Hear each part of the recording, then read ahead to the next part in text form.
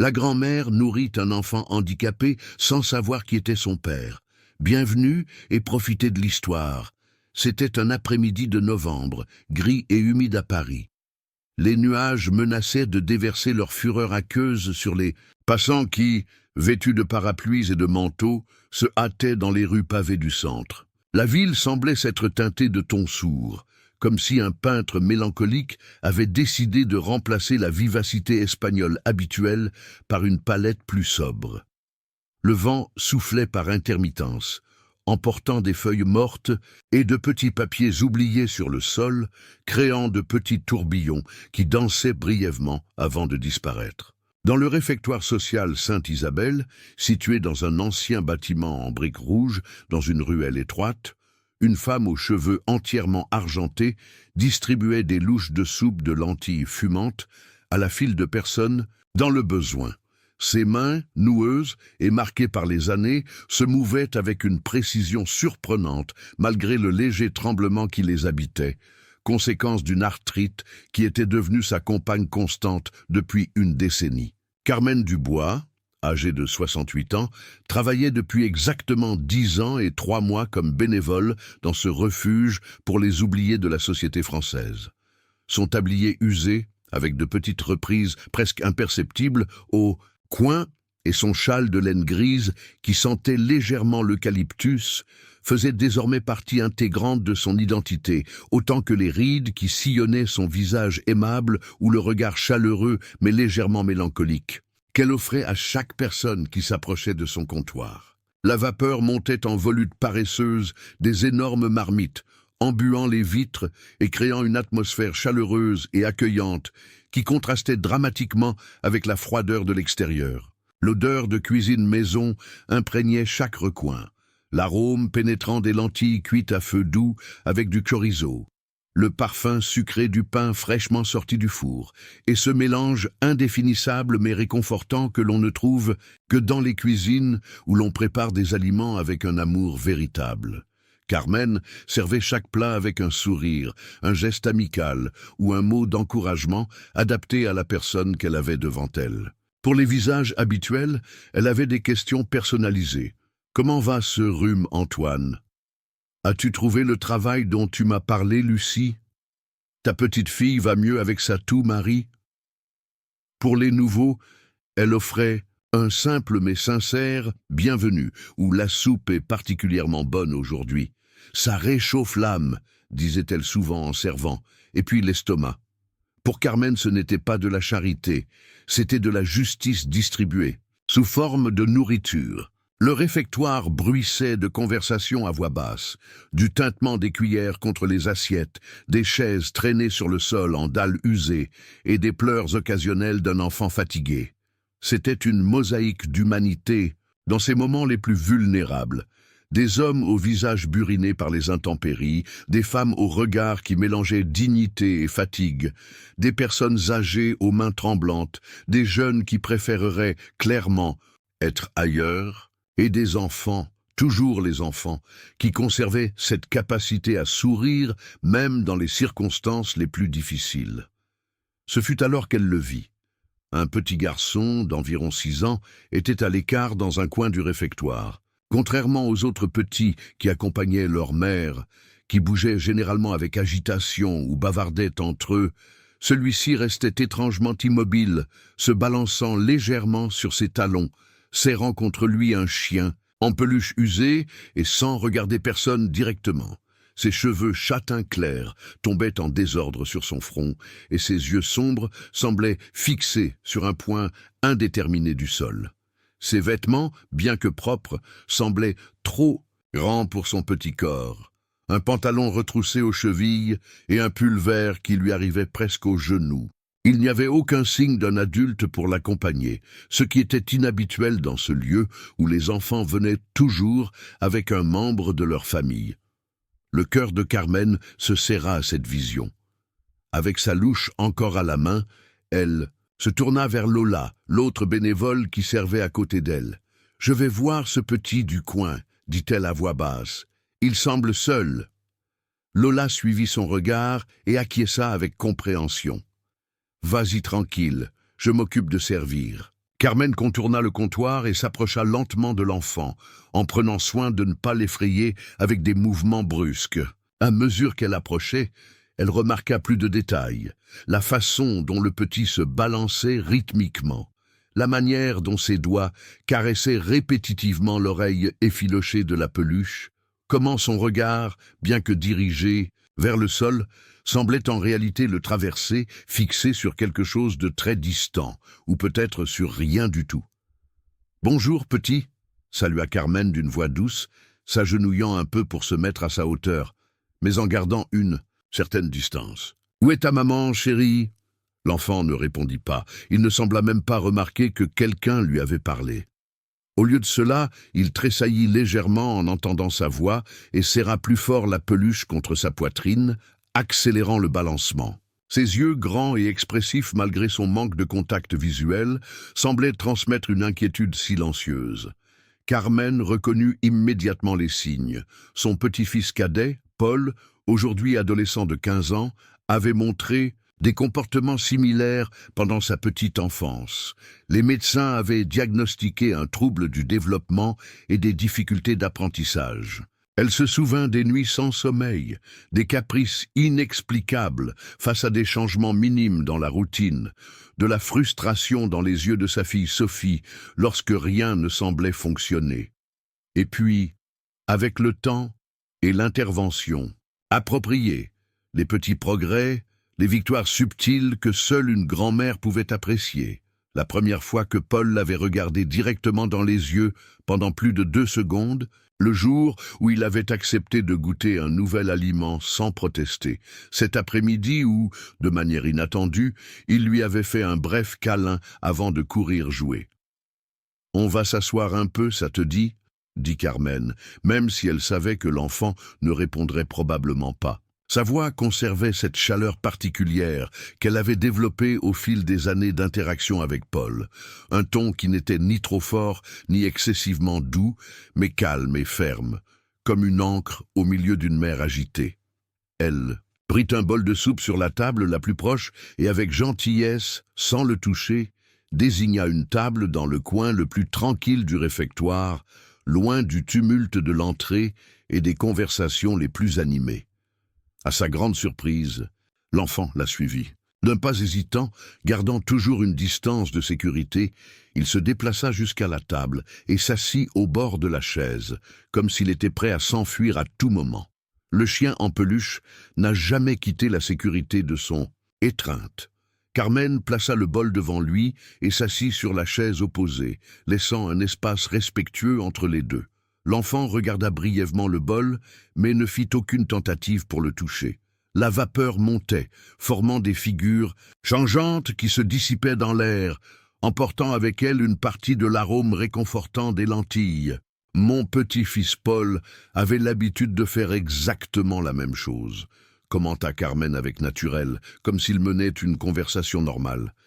Il restait à regarder la nourriture pendant des minutes, comme s'il résolvait un grand mystère, jusqu'à ce que nous découvrions qu'il aimait qu'on lui raconte des histoires pendant qu'il mangeait. Carmen commença à lui raconter un simple conte sur une tortue qui avait peur de sortir de sa carapace, mais qui un jour découvrit que le monde extérieur, bien que parfois effrayant, était aussi plein de merveilles et d'amis à rencontrer. Pendant qu'elle parlait, elle remplit une cuillère de soupe, souffla doucement pour la refroidir et l'approcha avec des mouvements lents et prévisibles des lèvres du petit. « Juste une petite bouchée, mon cœur. C'est bon et ça te réchauffera le ventre par un jour aussi froid qu'aujourd'hui. » À l'étonnement de Carmen, l'enfant entrebâilla les lèvres. Avec un soin infini, elle introduisit la cuillère. L'enfant savoura pendant quelques instants, avala et, après un moment qui parut éternel, tendit une main tremblante vers la cuillère. Carmen la lui tendit, retenant l'émotion qu'elle ressentait. L'enfant prit maladroitement la cuillère, la plongea dans la soupe et, après l'avoir observée attentivement, la porta à sa bouche. Un peu de liquide se déversa dans le processus, tachant le pull vert, mais ni l'un ni l'autre ne semblèrent s'en soucier. C'est à ce moment précis que la porte du réfectoire s'ouvrit brusquement, provoquant un bruit qui fit lâcher la cuillère à l'enfant et le fit se recroqueviller, serrant à nouveau sa peluche avec force. Un homme grand, d'une quarantaine d'années, vêtu d'un manteau de créateur, d'un costume impeccable et de chaussures vernies, entra précipitamment. Sa présence attira immédiatement l'attention de tous les présents. Il n'était pas courant de voir quelqu'un avec cette apparence au réfectoire social Sainte-Isabelle. Sa respiration haletante et l'expression d'angoisse sur son visage contrastaient dramatiquement avec son apparence impeccable et contrôlée. Il parcourut le lieu du regard, comme un naufragé cherchant la terre ferme, ignorant les murmures curieux que sa présence générait. Puis ses yeux se posèrent sur l'enfant. « Alexandre !»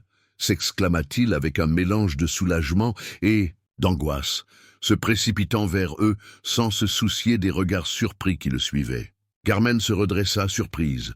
L'homme arriva à la table et s'agenouilla à côté de l'enfant, les yeux humides de ce qui semblait être des larmes contenues.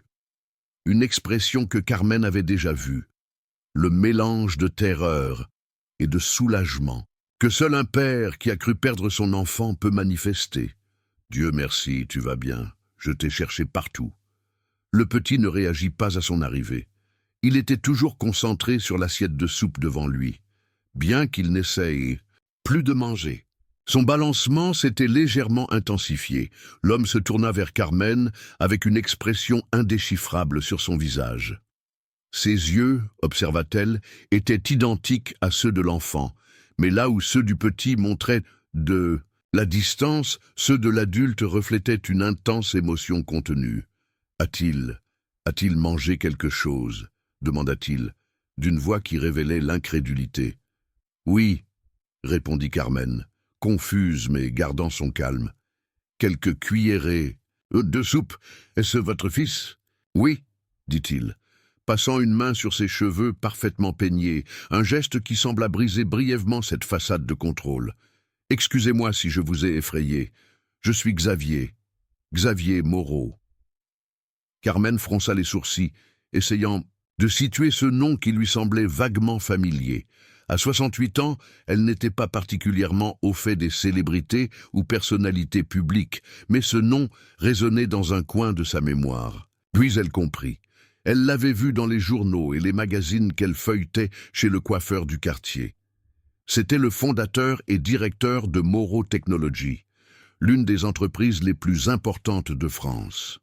Un homme extraordinairement riche et puissant, connu pour ses innovations dans le domaine de l'intelligence artificielle et des énergies renouvelables. « Mon fils a un trouble du développement sévère », expliqua Xavier rapidement, la voix entrecoupée par l'émotion. La honte de l'évasion de son fils semblait se mêler à quelque chose de plus profond. Il mange à peine, il interagit à peine. Pendant des années, nous avons tout essayé, des thérapeutes, des médecins, des spécialistes en nutrition. Et maintenant, ça... Il regarda Carmen avec un mélange d'étonnement et d'incrédulité, comme si elle avait réalisé une sorte de miracle. « Vous avez réussi à le faire manger ?» Carmen secoua la tête, mal à l'aise, face à ce qu'elle percevait comme une admiration imméritée. « Je n'ai rien fait de spécial. Je me suis juste assise avec lui, comme je le ferais avec mon propre petit-fils. Je lui ai raconté une histoire, et je lui ai offert de la soupe, rien de plus. »« Vous ne comprenez pas, » insista Xavier, baissant la voix. « Alexandre a une phobie de la nourriture. Cela fait partie de sa condition. Il est sous surveillance nutritionnelle depuis des années, car il n'accepte que 5 ou 6 aliments. Jamais, et je veux dire jamais, il n'a goûté quelque chose de nouveau de sa propre initiative. » Carmen regarda l'enfant qui observait maintenant son père avec une expression impénétrable. Quelque chose dans la façon dont le petit garçon se tenait légèrement à l'écart, même de son propre père, lui brisa le cœur. Peut-être qu'il avait juste besoin d'un environnement calme, suggéra Carmen, et de quelqu'un qui n'attendait pas trop de lui. Xavier aida Alexandre à se lever, tenant sa main avec un mélange de fermeté et de délicatesse qui parlait d'années de pratique. L'enfant se laissa guider, mais, à la surprise des deux adultes, il s'appuya légèrement contre Carmen, un geste si subtil et en même temps si profond qu'il faillit faire pleurer son père. C'était à peine un effleurement, le genre de contact que n'importe quel autre enfant prendrait pour acquis, mais qui pour Alexandre était extraordinaire. « J'ai la voiture dehors », dit Xavier après un moment de silence chargé d'émotion. « Permettez-moi de vous raccompagner chez vous, madame. »« Dubois, Carmen Dubois, » répondit-elle. « Mais ce n'est pas nécessaire, vraiment. Je peux prendre le bus comme toujours. »« J'insiste, » dit Xavier d'un ton qui révélait qu'il n'avait pas l'habitude que l'on refuse ses offres. « C'est le moins que je puisse faire après tout ça. De plus il pleut. » Carmen hésita, mais la pluie avait commencé à tomber plus fort, martelant contre les vitres du réfectoire. Ses jambes, qui protestaient depuis des heures contre le fait d'être debout constamment, n'étaient plus celles d'avant. La perspective d'attendre à l'arrêt de bus sous la pluie n'était pas particulièrement tentante. « D'accord, » accepta-t-elle. « Finalement, mais laissez-moi prévenir Marie, la coordinatrice du réfectoire. » Pendant que Carmen prenait congé de ses collègues bénévoles, Xavier resta près de la table, observant son fils avec un mélange d'amour et d'inquiétude qui était palpable. Alexandre était revenu à son état précédent, se balançant, légèrement agrippé à sa peluche, ignorant tout ce qui l'entourait. Mais quelque chose avait changé, pensa Xavier. Quelque chose de subtil mais significatif. Le trajet dans la luxueuse voiture de Xavier, une Audi noire aux vitres teintées, conduite par un chauffeur silencieux, fut initialement inconfortable. Carmen se sentait déplacée dans ce véhicule qui coûtait probablement plus que tout ce qu'elle avait gagné dans sa vie.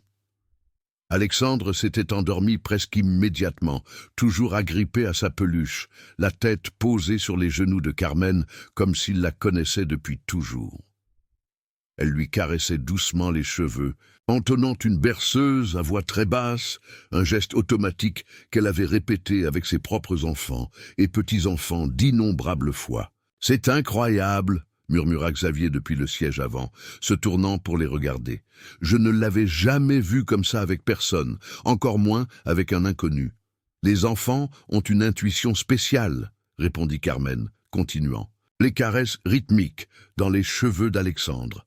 Parfois, ils ressentent des choses que nous, les adultes, avons oublié comment percevoir. « Excusez-moi de mon indiscrétion, » dit Xavier après un moment, « mais vous avez mentionné votre petit-fils.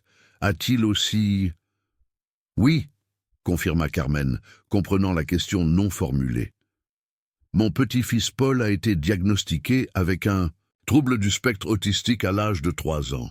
Il en a maintenant 15 et, bien qu'il ait encore ses défis, il a beaucoup progressé. Il fréquente un collège ordinaire avec un accompagnement. » Xavier hocha la tête, clairement intéressé. « Comment avez-vous fait?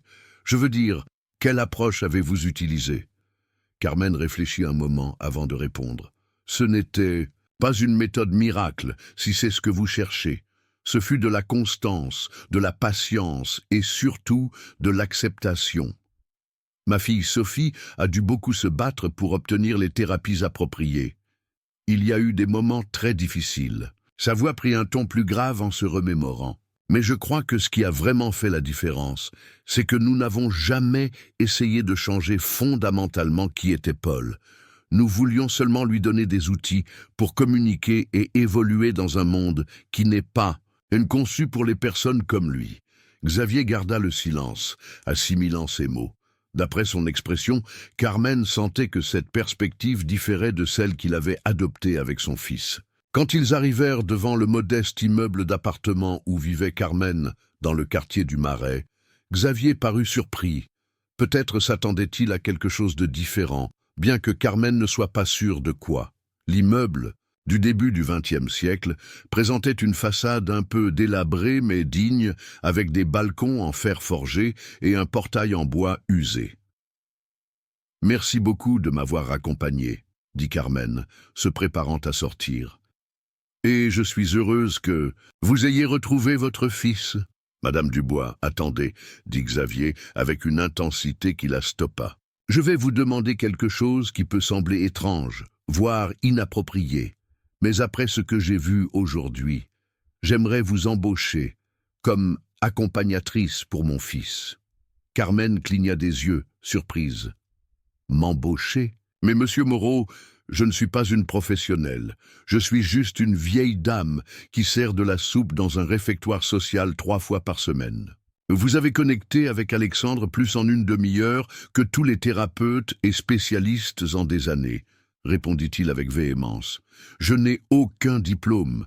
Je n'ai jamais été formé pour ça. J'ai eu beaucoup de personnes formées, répondit-il, avec une pointe d'amertume dans la voix. Nous avons dépensé des fortunes chez les meilleurs spécialistes de France et de l'étranger. Aucun n'a connecté avec Alexandre comme vous l'avez fait aujourd'hui. Carmen garda le silence, pensive. D'un côté, la proposition semblait absurde. Elle, une retraitée avec de l'arthrite, s'occupant du fils de l'un des hommes les plus riches du pays. De l'autre côté, elle avait vu le visage d'Alexandre s'adoucir momentanément lorsqu'elle lui racontait l'histoire de la tortue. Elle avait senti son petit corps s'appuyer contre le sien, dans un geste de confiance qui, selon son père, était extraordinaire.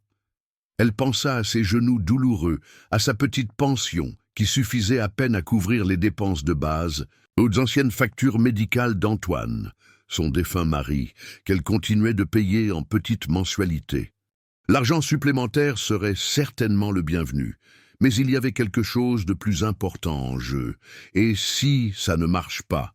demanda-t-elle. « Et si ce qui s'est passé aujourd'hui n'était qu'un hasard ?»« Nous le saurons en essayant », répondit Xavier avec une conviction qui semblait le caractériser tant dans les affaires que dans sa vie personnelle. « Je vous propose une période d'essai, avec le salaire que vous jugerez juste, sans pression, sans attentes excessives. » Carmen regarda par la fenêtre de la voiture vers son immeuble. La lumière de son appartement était éteinte, lui rappelant la solitude qui l'attendait. Depuis la mort d'Antoine, il y a 5 ans, ses journées s'étaient structurées autour de routines. Le réfectoire social, les visites à ses petits-enfants, la messe du dimanche, les après-midi à jouer aux jeux de société avec ses amis du quartier.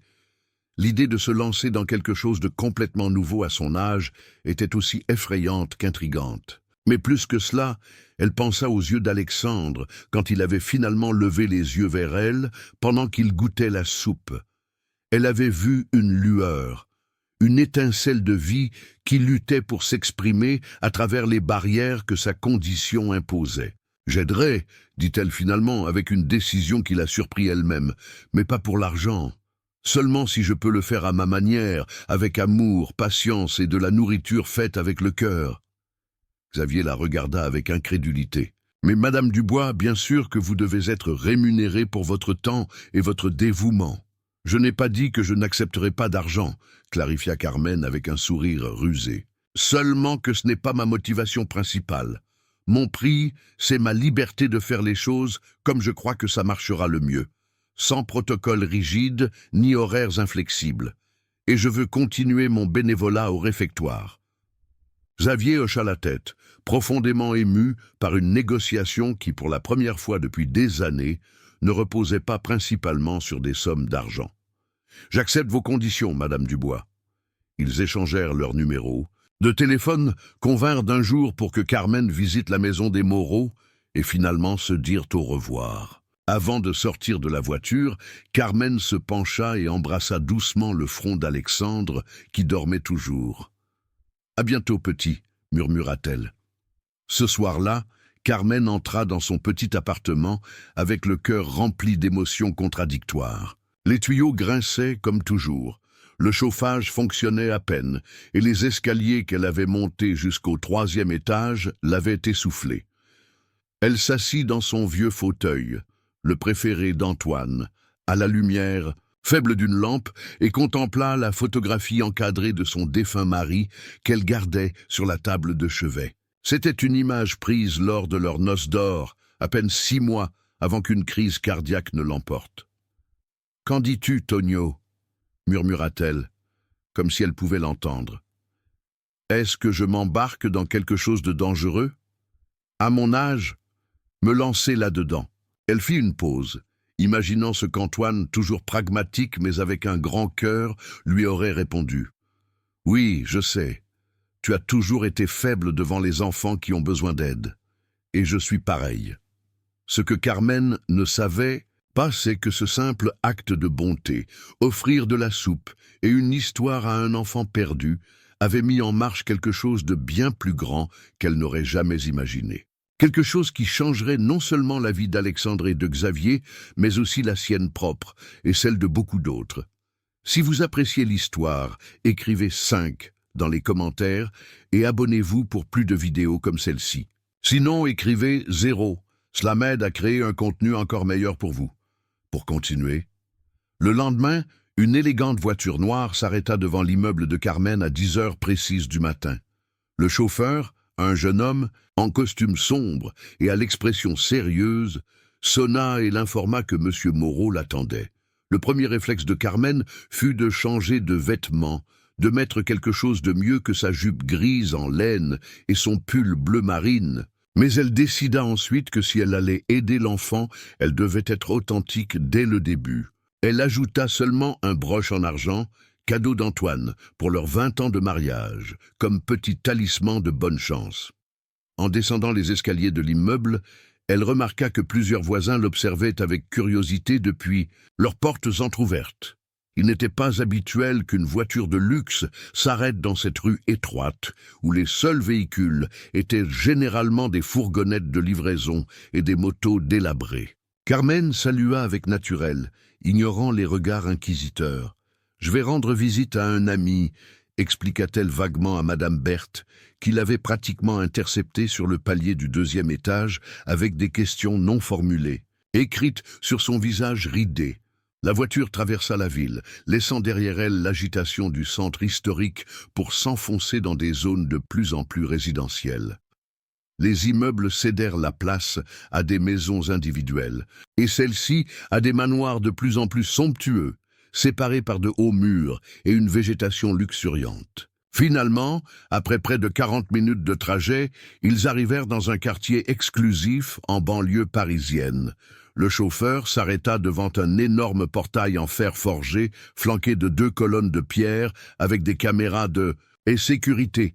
Après s'être identifié par un interphone, les portes s'ouvrirent silencieusement, permettant aux véhicules d'avancer sur une allée de gravier parfaitement ratissée. Un énorme manoir de style contemporain, tout en lignes épurées, en verre et en pierre claire, s'élevait au bout du chemin.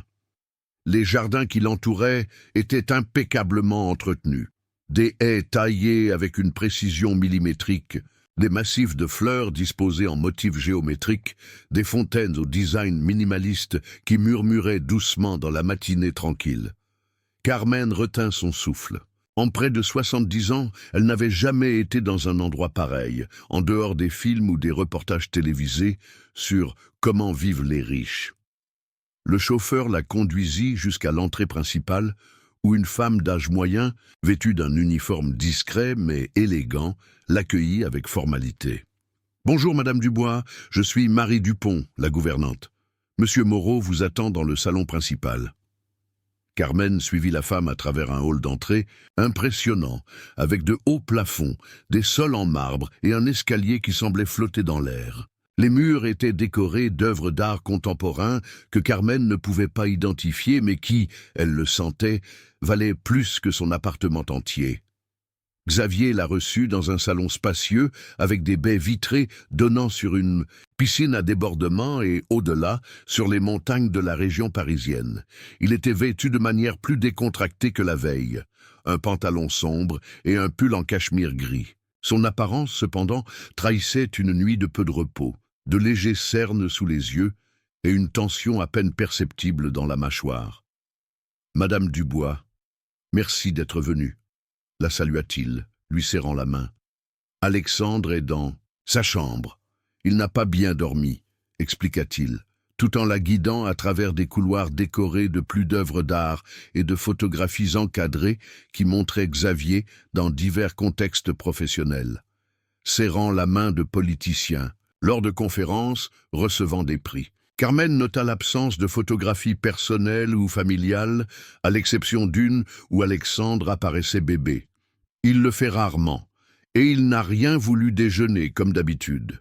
Il y avait un ton d'excuse anticipé dans sa voix comme s'il craignait que Carmen, en voyant la réalité complète de la condition d'Alexandre, puisse se rétracter de son offre. « Chaque enfant a ses rythmes, monsieur Moreau, » répondit Carmen avec sérénité, « et chaque jour est différent. Aujourd'hui, je vais connaître Alexandre un peu mieux, sans attente. » Xavier acquiesça, clairement soulagé par sa compréhension. Ils arrivèrent dans une chambre spacieuse et lumineuse dans l'aile est de la maison. Contrairement au reste du manoir, d'esthétique minimaliste et quelque peu froide, la chambre d'Alexandre était décorée avec des couleurs douces et accueillantes. Les murs bleu ciel étaient décorés de peintures murales de paysages naturels et d'animaux. Il y avait des étagères remplies de livres et de jouets, une zone avec des éléments sensoriels comme des lumières de couleurs changeantes et des textures diverses, des jouets éducatifs adaptés et de la technologie que Carmen n'avait jamais vue.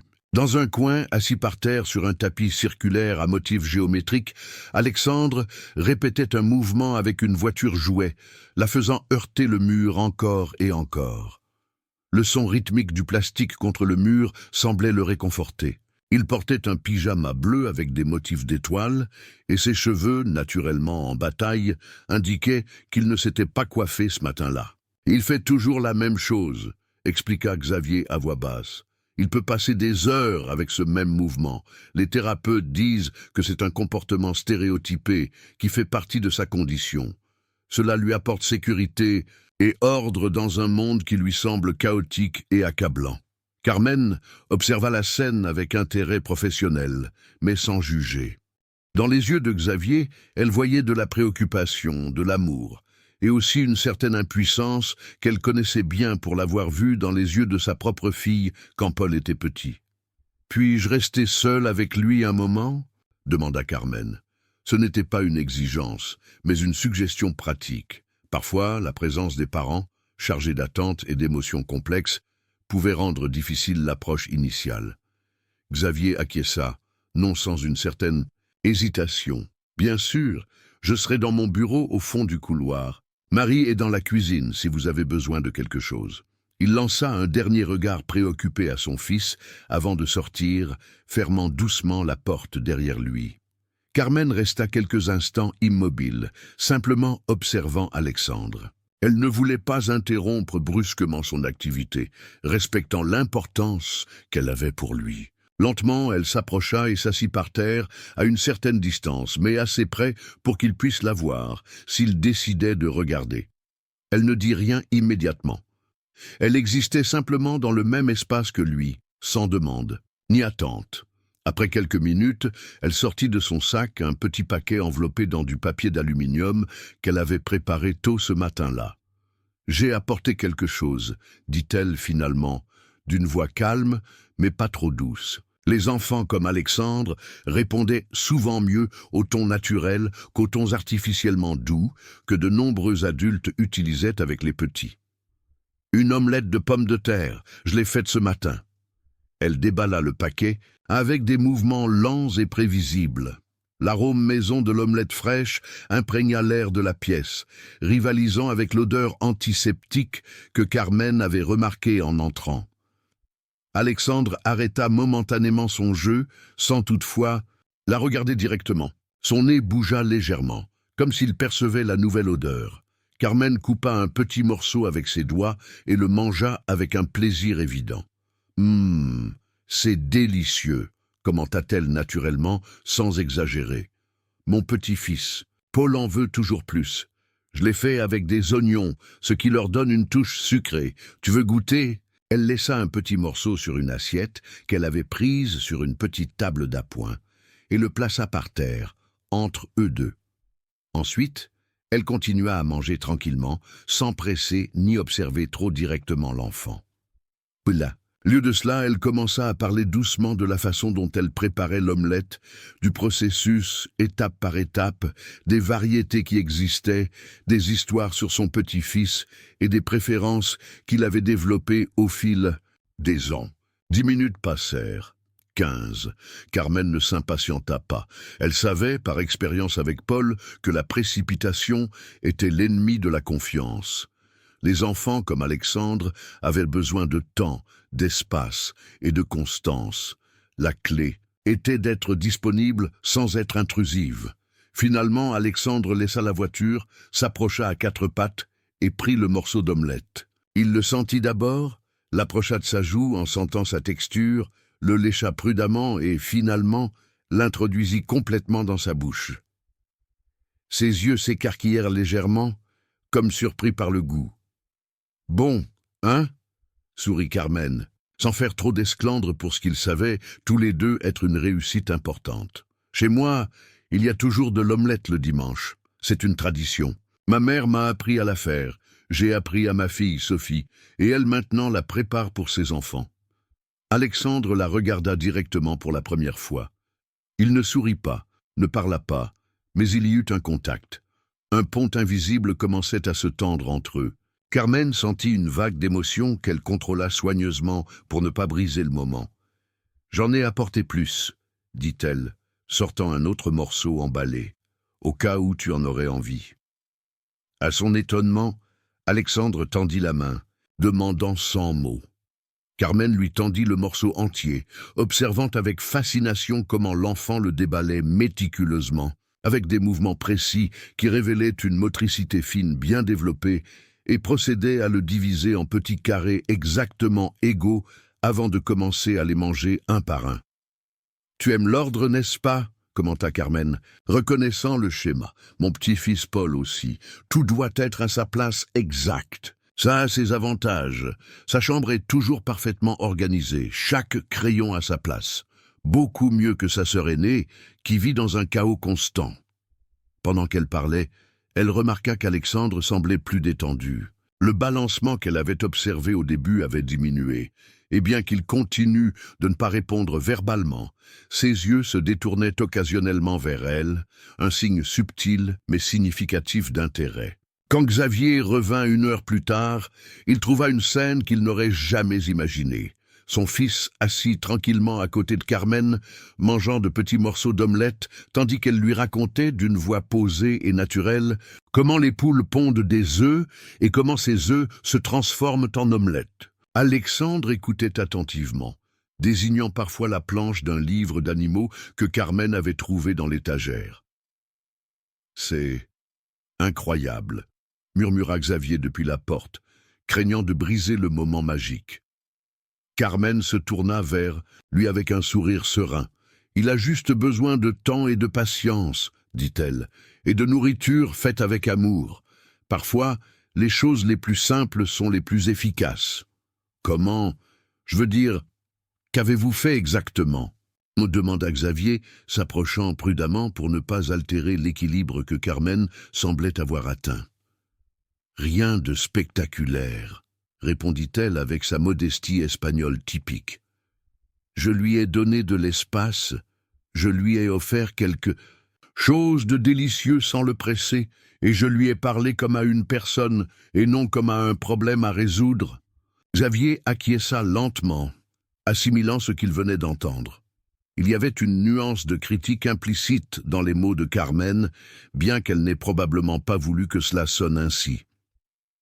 Avait-il traité son fils comme un problème à résoudre, au lieu de le traiter comme un enfant ayant des besoins particuliers? « J'aimerais que vous veniez 3 fois par semaine pour commencer, » dit Xavier finalement. « Nous pouvons ajuster la fréquence selon la manière dont Alexandre réagit. Cela vous convient-il ? » « Cela me convient parfaitement, » répondit Carmen. « Lundi, mercredi et vendredi, si cela vous convient. Les mardis et jeudis, je continuerai mon bénévolat au réfectoire. » C'est ainsi que commença une routine qui transformerait la vie de tous les impliqués. Carmen visitait le manoir des Moreau 3 fois par semaine, arrivant le matin et restant jusqu'au milieu de l'après-midi. Au début, elle se concentrait uniquement sur les repas, créant une atmosphère détendue où Alexandre pouvait se sentir en sécurité et sans pression. Elle lui préparait des plats simples mais nutritifs, adaptés à ses préférences sensorielles qu'elle découvrait progressivement. Des omelettes, des pot-au-feu légers avec des légumes coupés tous à la même taille exacte, des boulettes, de viande parfaitement ronde, du riz au lait sans grumeaux, Des plats réconfortants qui rappelaient à Alexandre qu'il était en sécurité, que le monde, parfois, pouvait être prévisible et agréable. Carmen instaura de petits rituels qui offraient une structure sans rigidité, une chanson avant chaque repas, un conte spécifique pour chaque jour de la semaine, une promenade dans le jardin en suivant toujours le même itinéraire. Elle comprenait intuitivement ce que certains des thérapeutes les plus qualifiés d'Alexandre avaient manqué. Pour lui, la constance n'était pas ennuyeuse, elle était rassurante. La répétition n'était pas limitative, mais libératrice, car elle lui permettait de consacrer de l'énergie à de nouveaux apprentissages au lieu d'être constamment en train de traiter les changements de son environnement. Peu à peu, les visites s'étendirent au-delà des repas. Carmen commença à l'accompagner à ses séances de thérapie, observant silencieusement, apprenant des techniques qu'elle incorporait ensuite naturellement dans ses interactions. Elle lui lisait des contes le soir, assis dans un coin douillet de la chambre qu'ils avaient aménagée ensemble, avec des coussins et des lumières douces. Elle lui apprenait des chansons enfantines qu'elle avait chantées à ses propres enfants des décennies auparavant, remarquant comment la musique semblait toucher Alexandre d'une manière particulière, provoquant des réponses que ni la nourriture ni les mots n'arrivaient à obtenir. Les thérapeutes et les spécialistes qui continuaient à visiter la maison observaient avec émerveillement. La docteure Élodie Martin, neuropsychologue infantile qui supervisait le cas d'Alexandre depuis 3 ans, fut particulièrement franche dans son évaluation. « Je ne sais pas quelle magie vous faites, Madame Dubois », commenta-t-elle après une séance particulièrement réussie. « Mais Alexandre montre plus de progrès ces dernières semaines que lors des 2 dernières années. Sa capacité d'attention s'est améliorée, sa tolérance aux nouveaux stimuli a augmenté, et le plus surprenant, il commence à établir un contact visuel constant. C'est de l'or pur dans notre monde. » Carmen se contenta de hausser les épaules. « Ce n'est pas de la magie, c'est juste de l'amour inconditionnel. » L'enfant qui auparavant supportait à peine la présence humaine recherchait désormais activement la compagnie de Mamie Carmen, comme tout le monde dans la maison avait commencé à l'appeler. L'affinité qu'ils avaient développée était particulièrement évidente lorsqu'Alexandre vivait l'un de ces épisodes de surcharge sensorielle, ces moments où le monde devenait trop intense, trop brillant, trop bruyant. Avant, ces épisodes aboutissaient invariablement à des crises qui pouvaient durer des heures, cris, automutilation, épuisement. Maintenant, au contraire, l'enfant recherchait Carmen, qui avait appris à reconnaître les signes avant-coureurs et avait développé un protocole silencieux mais efficace.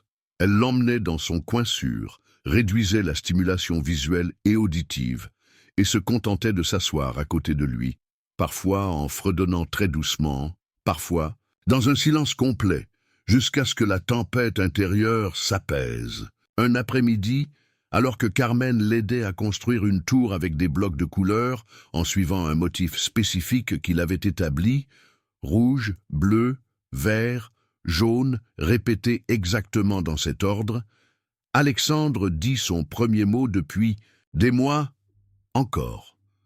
Ce ne fut qu'un murmure, mais pour Xavier qui observait depuis le seuil, retenant sa respiration pour ne pas interrompre, cela sonna comme un cri de victoire. « Encore des blocs, bien sûr », répondit Carmen avec naturel, comme si Alexandre lui parlait continuellement, sans montrer l'émotion qu'elle ressentait réellement. Elle lui tendit d'autres pièces, et ils continuèrent à construire dans un confortable silence. Ce soir-là, Xavier appela Carmen à son appartement.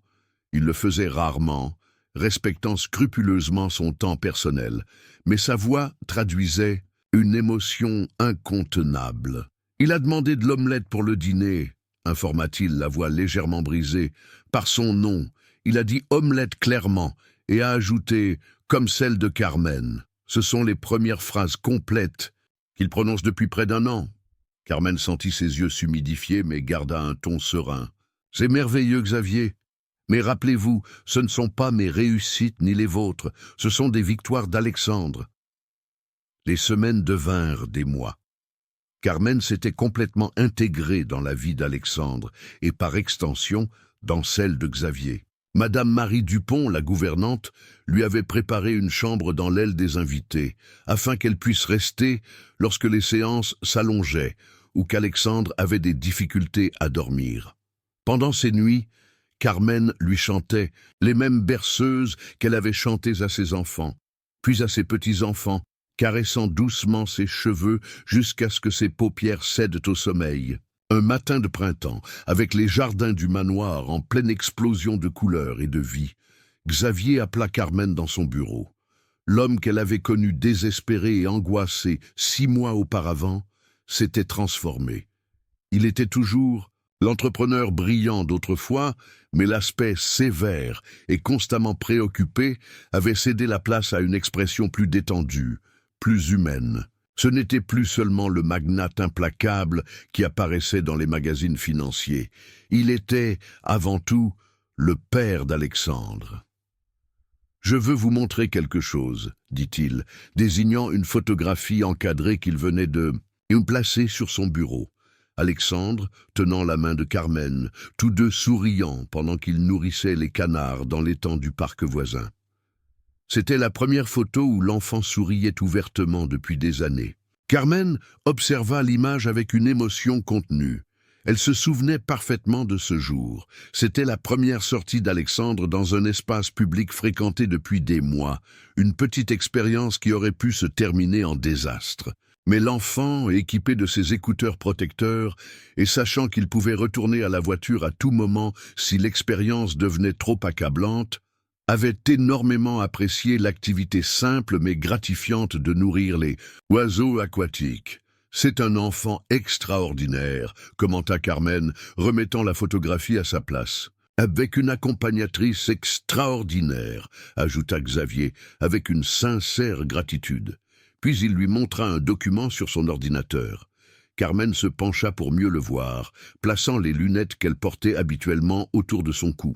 C'étaient les papiers de fondation d'une nouvelle initiative caritative, centrée sur la formation de femmes âgées aux faibles ressources pour soutenir les enfants handicapés grâce à des soins basés sur la patience et l'amour inconditionnel. Nous l'appellerons le souffle de mamie, dit Xavier, la voix chargée d'émotion. Pour vous. Les larmes roulèrent sur les joues ridées de Carmen. Ce n'étaient pas des larmes de fierté personnelle, mais de but trouvé. Après de 70, alors que beaucoup de ses contemporains s'étaient résignés à une existence passive, elle avait découvert une nouvelle et puissante façon de contribuer au monde. « Je ne sais pas quoi dire », murmura-t-elle, essuyant discrètement ses yeux avec un mouchoir brodé qu'elle portait toujours avec elle. « Vous n'avez pas besoin de dire quoi que ce soit, répondit Xavier, mais j'aimerais que vous envisagiez de participer activement au projet. Nous aurons besoin de votre expérience, de votre intuition, de votre humanité. » Carmen hocha lentement la tête. « Si vous pensez que je peux être utile, comptez sur moi. » Ce soir-là, de retour dans son appartement du Marais, Carmen appela sa fille Sophie pour lui raconter les nouveautés. Elle tenait sa famille au courant de son travail avec Alexandre, bien que de manière générale et sans entrer dans les détails qui pourraient compromettre la vie privée de l'enfant. « Maman, c'est incroyable !» s'exclama Sophie après avoir entendu parler de la fondation. « J'ai toujours su que tu étais spéciale, mais ça, c'est extraordinaire. »« N'exagère pas, ma chérie, » répondit Carmen, mal à l'aise face aux éloges comme toute bonne Française de sa génération. « Je fais juste ce que n'importe quelle grand-mère ferait. »« Tu te trompes, » répliqua Sophie avec fermeté. « Ce que tu fais, tout le monde ne le fait pas. Les années que tu as passées à nous aider avec Paul, quand personne ne comprenait ce qui lui arrivait, quand même les médecins nous donnaient peu d'espoir. Ça t'a donné une sagesse qui ne s'apprend pas dans les livres. » Carmen garda le silence, se souvenant de ces temps difficiles. Les diagnostics contradictoires, les regards d'incompréhension dans les lieux publics quand Paul avait une crise, les nuits sans sommeil, les questionnements constants sur le fait de savoir si elle faisait ce qu'il fallait. Et puis, les petits progrès, les victoires quotidiennes que seuls ceux qui ont vécu des situations similaires peuvent apprécier à leur juste dimension. Peut-être, concéda-t-elle finalement. Mais je n'aurais jamais pensé que ces expériences douloureuses auraient un but aussi inattendu. Un soir, alors qu'elle borde Alexandre, l'enfant l'a surpris avec une question qui révélait une compréhension beaucoup plus grande de son environnement que ce que beaucoup lui attribuaient. « Mamie Carmen, pourquoi certaines personnes n'ont, eux, pas de mamie ?» La question, formulée avec ce mélange d'innocence et de profondeur qui caractérisait Alexandre, frappa Carmen en plein cœur.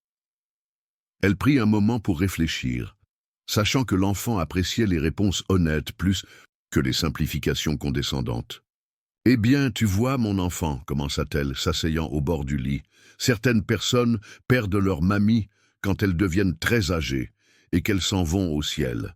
D'autres vivent très loin de leur mamie et ne peuvent pas les voir souvent. Et il y a des enfants qui, pour différentes circonstances de la vie, n'ont jamais connu leur mamie. » Alexandre traita ces informations avec un léger froncement de sourcils, une expression que Carmen avait appris à reconnaître comme son « visage de la pensée profonde ». « Est-ce que c'est triste ?» demanda-t-il finalement. « Oui, ça peut être triste », confirma Carmen, toujours honnête. Les mamies sont des personnes spéciales qui ont beaucoup d'amour à donner et beaucoup de patience.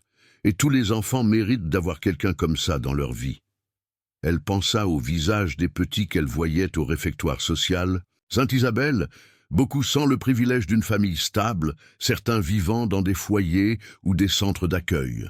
Elle pensa à la façon dont une simple assiette de nourriture chaude avait changé non seulement la vie d'Alexandre, mais aussi la sienne propre. « Tout le monde mérite une mamie, mon enfant », ajouta-t-elle doucement. « Peut-être que c'est pour ça que Dieu nous laisse vivre si longtemps, pour qu'on puisse s'occuper de plus de petits-enfants que ce qu'il nous a donné directement. » Alexandre parut réfléchir à cela, avec ce geste de concentration intense qu'il mettait quand il essayait de traiter des informations complexes ou abstraites. Finalement, il hocha la tête, comme si cette réponse avait parfaitement du sens dans son monde particulier, régi par des règles différentes, mais tout aussi valables. « Alors tu peux être la mamie de beaucoup d'enfants, » déclara-t-il avec une surprenante clarté et logique. « Pas seulement la mienne et celle de Paul et... Comment s'appellent tes autres petits-enfants ? Sophia et Matteo, » répondit Carmen, émue par l'intérêt sincère d'Alexandre. « Oui, des leurs aussi.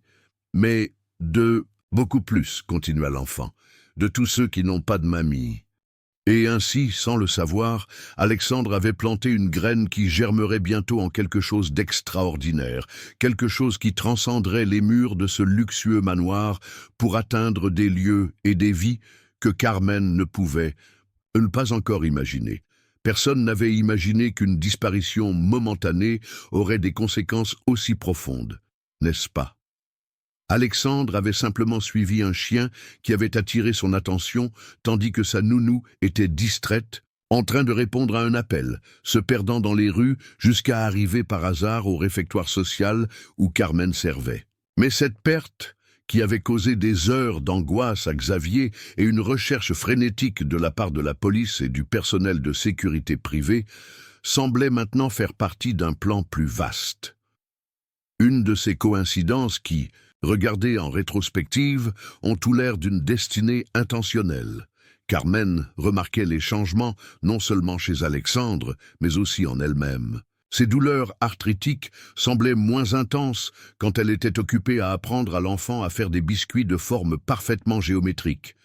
Elle se sentait utile, nécessaire, vivante d'une manière qu'elle n'avait pas ressentie depuis la mort d'Antoine. Son esprit était plus vif, recherchant constamment des façons d'entrer en contact avec Alexandre, de lui présenter de nouvelles expériences de manière qu'elles soient accessibles pour lui, plutôt que de l'accabler. Ses voisins commentaient qu'elle marchait plus droite, que ses yeux avaient retrouvé un éclat qui s'était éteint des années auparavant.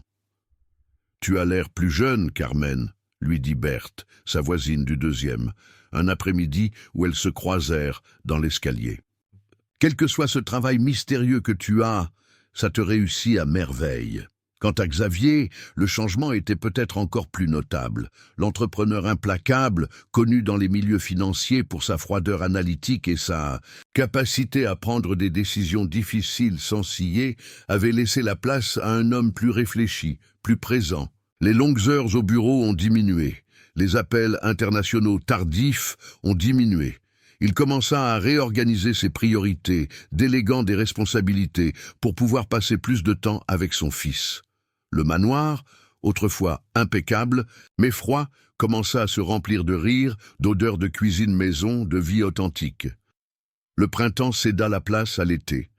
Carmen apprit à Alexandre à planter des tomates cerises dans des pots sur la terrasse. La nourriture a meilleur goût quand tu l'as vue pousser, lui expliquait-elle, pendant que ses petites mains enfonçaient les graines dans la terre soigneusement mesurée et préparée.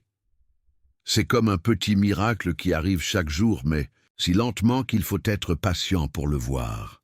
Chaque matin, Alexandre courait vérifier s'ils avaient poussé, apprenant, sans s'en rendre compte, des leçons sur la patience et le soin qu'aucun manuel scolaire ou thérapie formelle n'aurait pu lui enseigner aussi efficacement.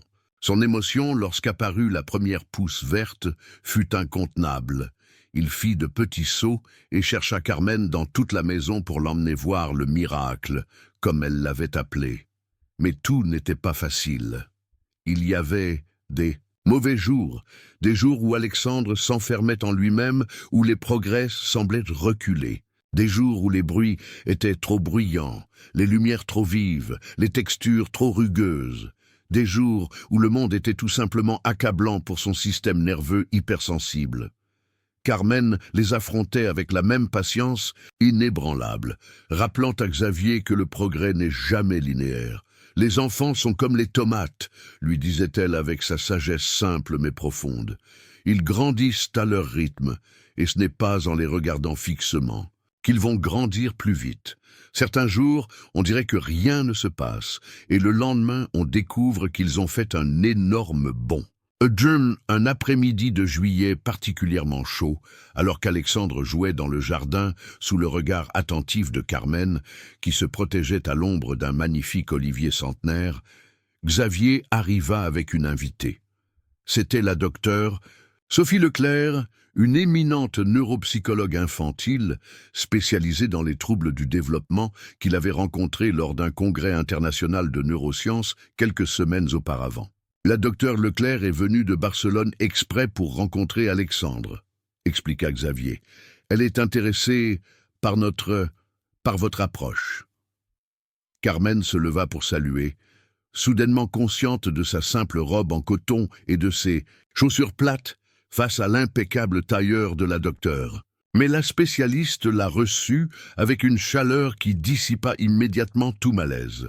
« Madame Dubois, c'est un plaisir de vous rencontrer, enfin, » dit-elle, lui serrant la main avec fermeté. « Xavier m'a dit le plus grand bien de vous et de votre travail avec Alexandre. »« Ce n'est pas du travail, » corrigea Carmen doucement. « C'est simplement partager du temps avec un enfant extraordinaire. » La docteure sourit, appréciant la réponse. « Cela vous dérange-t-il si j'observe un peu votre interaction avec Alexandre? De manière informelle, bien sûr. Nous ne sommes pas là pour des évaluations cliniques. »« Pas du tout, » répondit Carmen, bien qu'elle ressente une certaine appréhension. Elle n'était pas habituée à avoir un public professionnel. Pendant l'heure suivante, la docteure Leclerc resta discrètement en arrière-plan, tandis que Carmen et Alexandre continuaient leurs activités habituelles. Arroser les plantes du potager en pot, classer des coquillages qu'ils avaient ramassés lors d'un récent voyage à la plage, organisé méticuleusement par taille, couleur et forme, examiner les progrès d'une simple expérience sur la germination qu'ils avaient commencée la semaine précédente. « J'ai suivi le cas d'Alexandre depuis que M. Moreau m'a contacté, » expliqua la docteure après avoir observé l'enfant qui s'était maintenant déplacé à une table sous le porche où il dessinait avec une précision millimétrique une reproduction des plantes qu'il venait d'arroser. « Et ce que je vois est extraordinaire. Les progrès qu'il a réalisés ces derniers mois dépassent toutes les prévisions médicales. » Carmen haussa les épaules, dans un geste qui était devenu caractéristique lorsqu'elle recevait des éloges. Je ne lui donne que ce dont tous les enfants ont besoin, du temps, de la patience et de l'amour inconditionnel. C'est plus que ça, insista la docteure, avec un réel intérêt professionnel. Vous avez créé un système de stimulation sensorielle à travers la nourriture, la musique et le toucher qui fonctionne parfaitement pour les besoins spécifiques d'Alexandre. La façon dont vous structurez les activités, en assurant la sécurité mais aussi de petits défis contrôlés. Sans vous en rendre compte, vous avez mis en place une thérapie intégrative que de nombreux professionnels mettent des années à maîtriser. Carmen regarda Alexandre, qui à ce moment-là leva les yeux de son dessin et lui dédia un de ses rares mais précieux sourires. Peut-être que la différence, c'est que je ne vois pas ça comme une thérapie, réfléchit-elle. Je vois ça comme une relation. Je n'essaie pas de le changer ou de le réparer. Je suis juste là pour l'accompagner pendant qu'il découvre son propre chemin.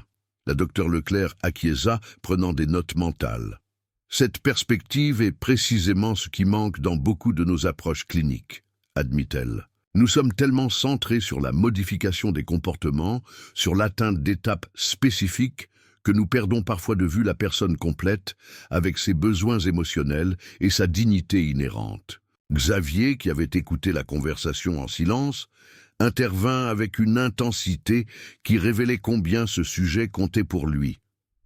C'est pourquoi je veux que le souffle de mamie soit plus qu'une simple fondation.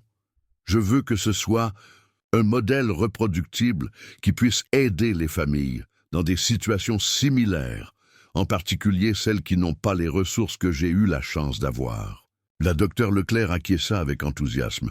Je suis disposé à collaborer au développement du programme. Si nous parvenons à combiner la sagesse intuitive et expérientielle de personnes comme Carmen avec les connaissances scientifiques actuelles, nous pourrions créer quelque chose de vraiment révolutionnaire dans le domaine de la prise en charge des enfants ayant des besoins spécifiques. La tête de Carmen tournait devant de tels mots.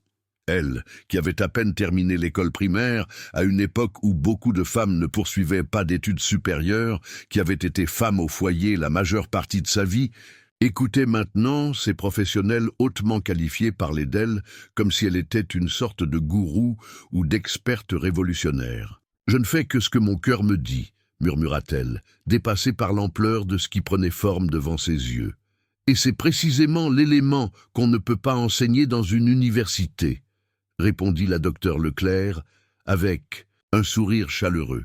Mais ce que nous pouvons faire, c'est analyser votre approche, la documenter, la structurer de manière à ce qu'elle puisse être transmise à d'autres, en la combinant avec des fondements théoriques solides, non pas pour remplacer le cœur, mais pour le potentialiser. Cette nuit-là, dans la solitude de sa chambre dans le manoir des Moreau, Carmen sortit le vieux chapelet en bois d'olivier qu'elle portait toujours avec elle, un cadeau de sa mère pour sa première communion, il y a plus de 6 décennies. Tout en faisant glisser les grains usés entre ses doigts, elle pria non pas pour elle, mais pour tous les enfants comme Alexandre qui n'avaient pas de mamie Carmen dans leur vie. Des enfants pris au piège dans des systèmes qui les voyaient comme des problèmes à résoudre au lieu de personnes complètes avec leurs propres dons et capacités.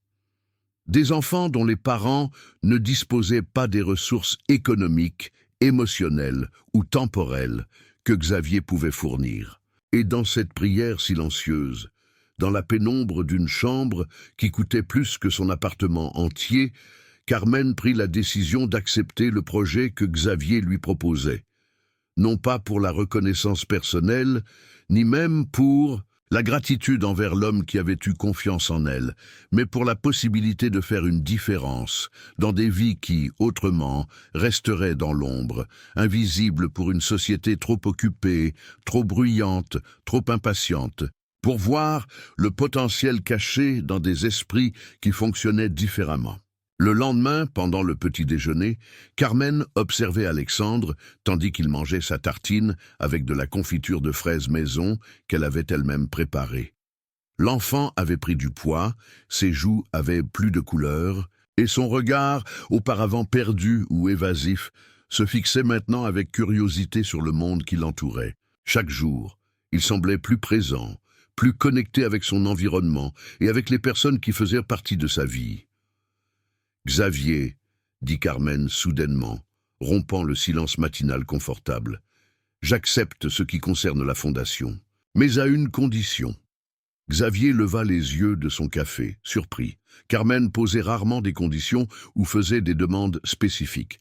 Elle s'était adaptée à la routine de la maison avec une flexibilité admirable, s'intégrant sans exigences ni complications. Bien sûr, répondit-il, sincèrement intéressé.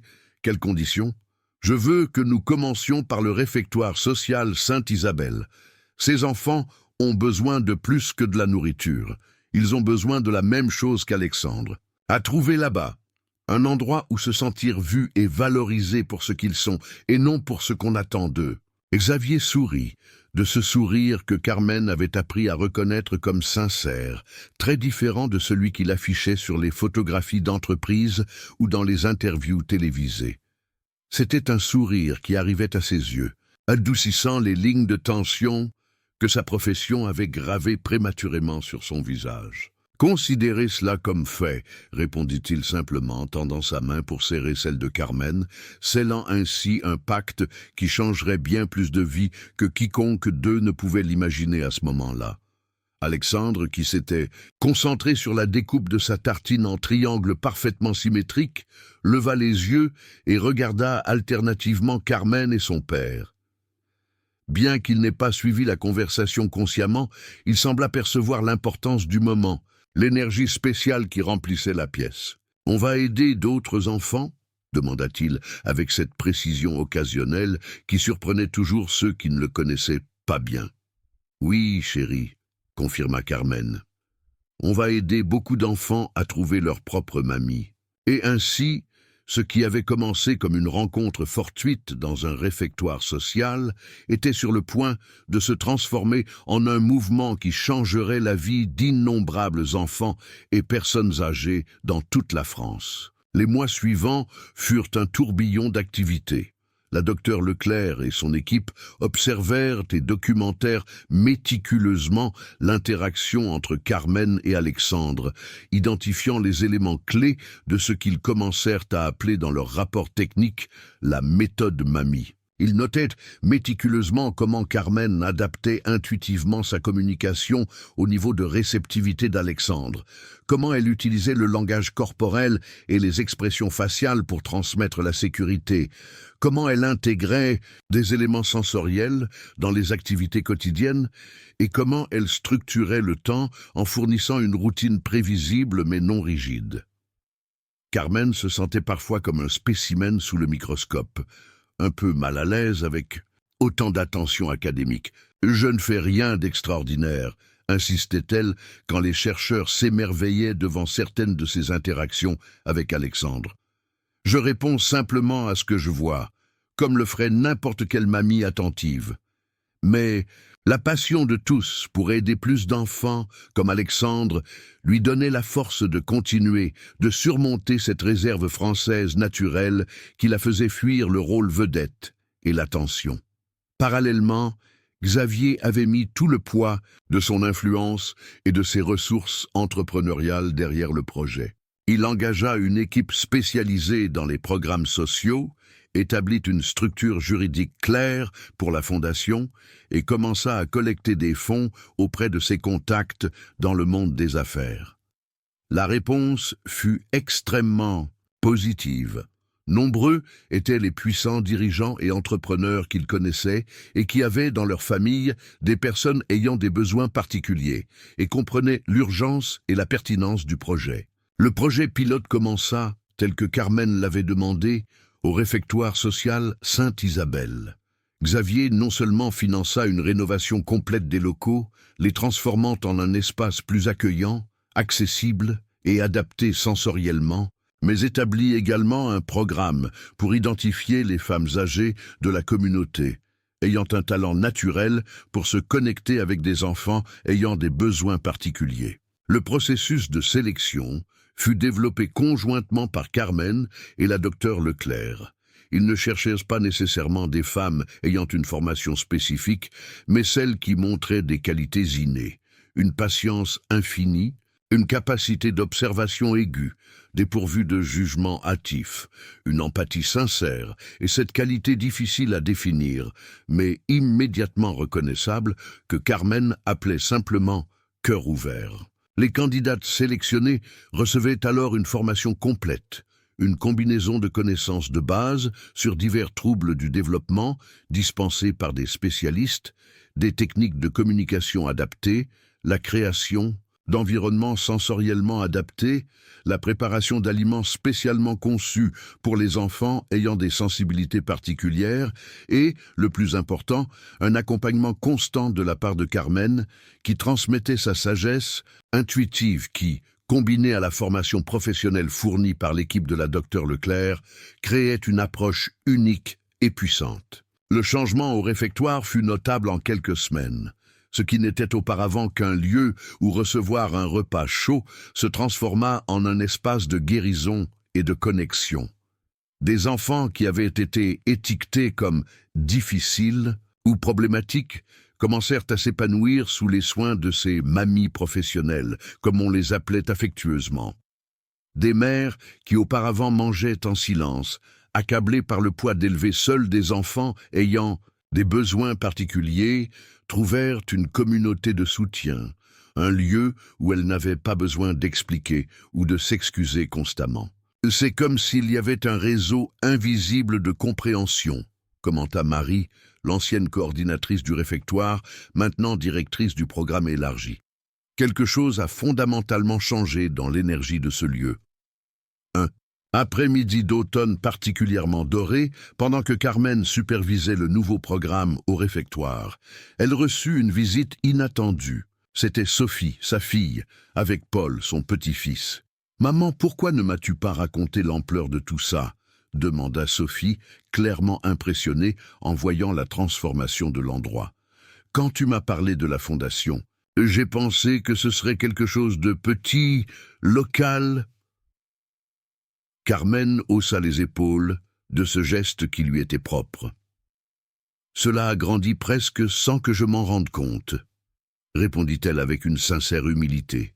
« Nous avons commencé avec quelques mamies et tout d'un coup, nous avons une liste d'attente de bénévoles comme de familles. » Sophie observa avec émerveillement le brouhaha organisé de l'endroit, si différent du réfectoire sobre et un peu déprimé dont elle se souvenait lors de ses rares visites précédentes. Des enfants de tous âges participaient à des activités structurées mais flexibles, guidées par des femmes âgées qui montraient cette combinaison unique de fermeté et de tendresse qui caractérisait les grands-mères françaises. Dans un coin, l'une d'elles lisait des contes adaptés avec un support visuel pour un petit groupe. Dans un autre, plusieurs travaillaient avec de la pâte à pain, une activité à la fois sensorielle et pratique. Au centre, ce qui ressemblait à un cours de musique avec des instruments spécialement sélectionnés pour leur faible intensité sonore. Paul, maintenant un adolescent de 16 ans, grand et maladroit, observait avec une curiosité particulière un groupe de jeunes enfants qui apprenaient à pétrir le pain avec les conseils patients d'une femme âgée qui aurait pu être la sœur, jumelle de Carmen, avec les mêmes cheveux argentés attachés en un chignon simple et la même expression de patience infinie. « Mamie, dit-il soudainement, se tournant vers Carmen, je pourrais aider ici. Tu sais, avec les ordinateurs et ce genre de choses. Il pourrait avoir besoin d'un meilleur site web ou d'applications adaptées. J'ai appris la programmation cet été. » Carmen sentit son cœur s'élargir encore plus. Voir son petit-fils, qui avait tant lutté contre ses propres difficultés, offrir d'aider les autres à partir de ses points forts particuliers, était un cadeau qu'elle n'avait pas espéré. « Je trouve que c'est une idée merveilleuse, mon enfant, » répondit-elle, l'embrassant brièvement et remarquant avec un mélange de fierté et de nostalgie qu'il était déjà plus grand qu'elle. « Je vais en parler à Xavier.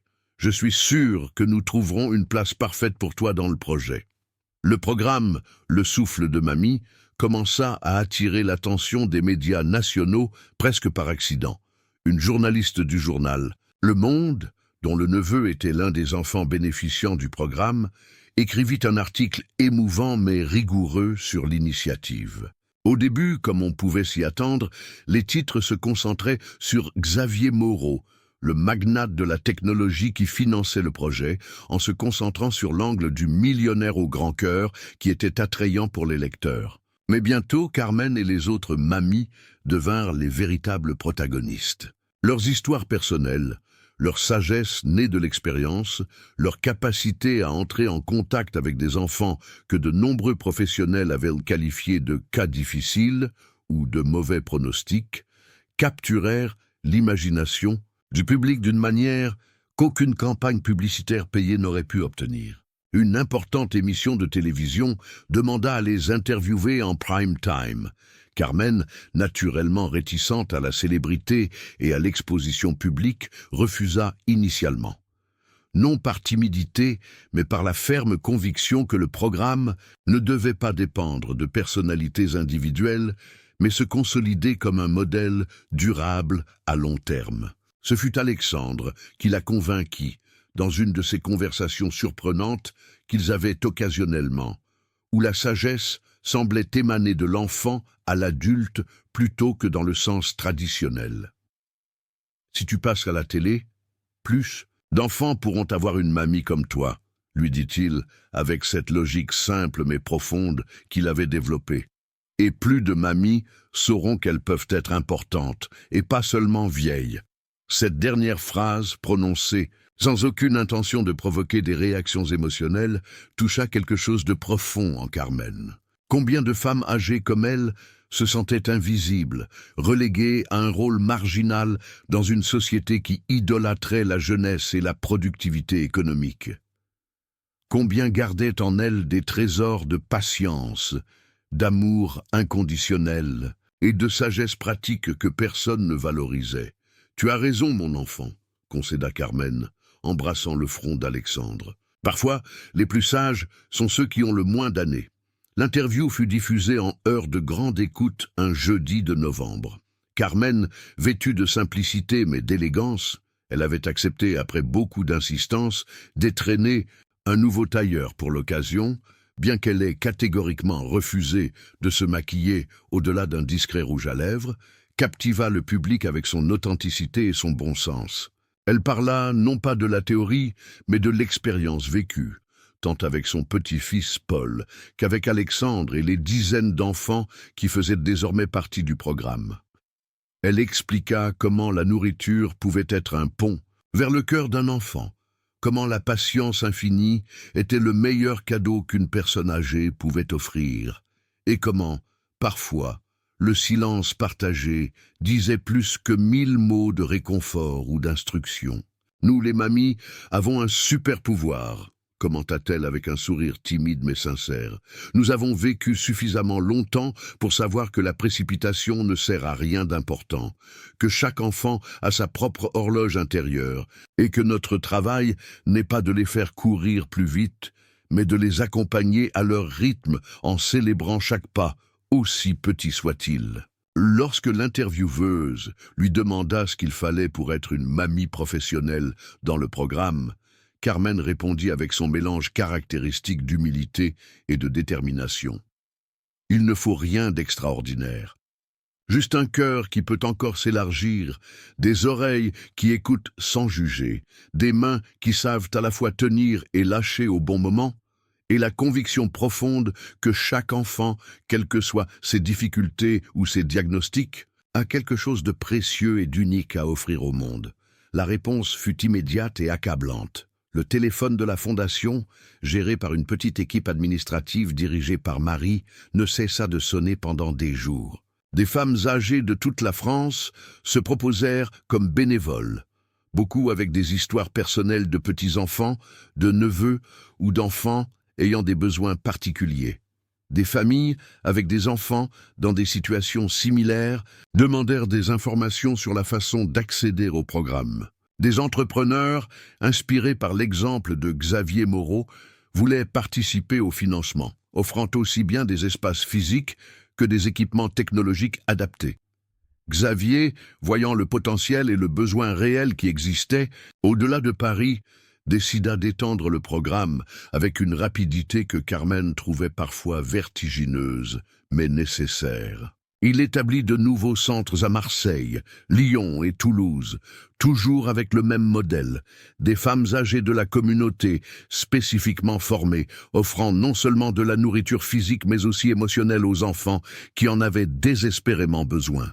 Carmen voyageait régulièrement pour superviser la mise en place des nouveaux centres, s'assurant qu'ils conservent l'esprit original du programme tout en s'adaptant aux réalités locales.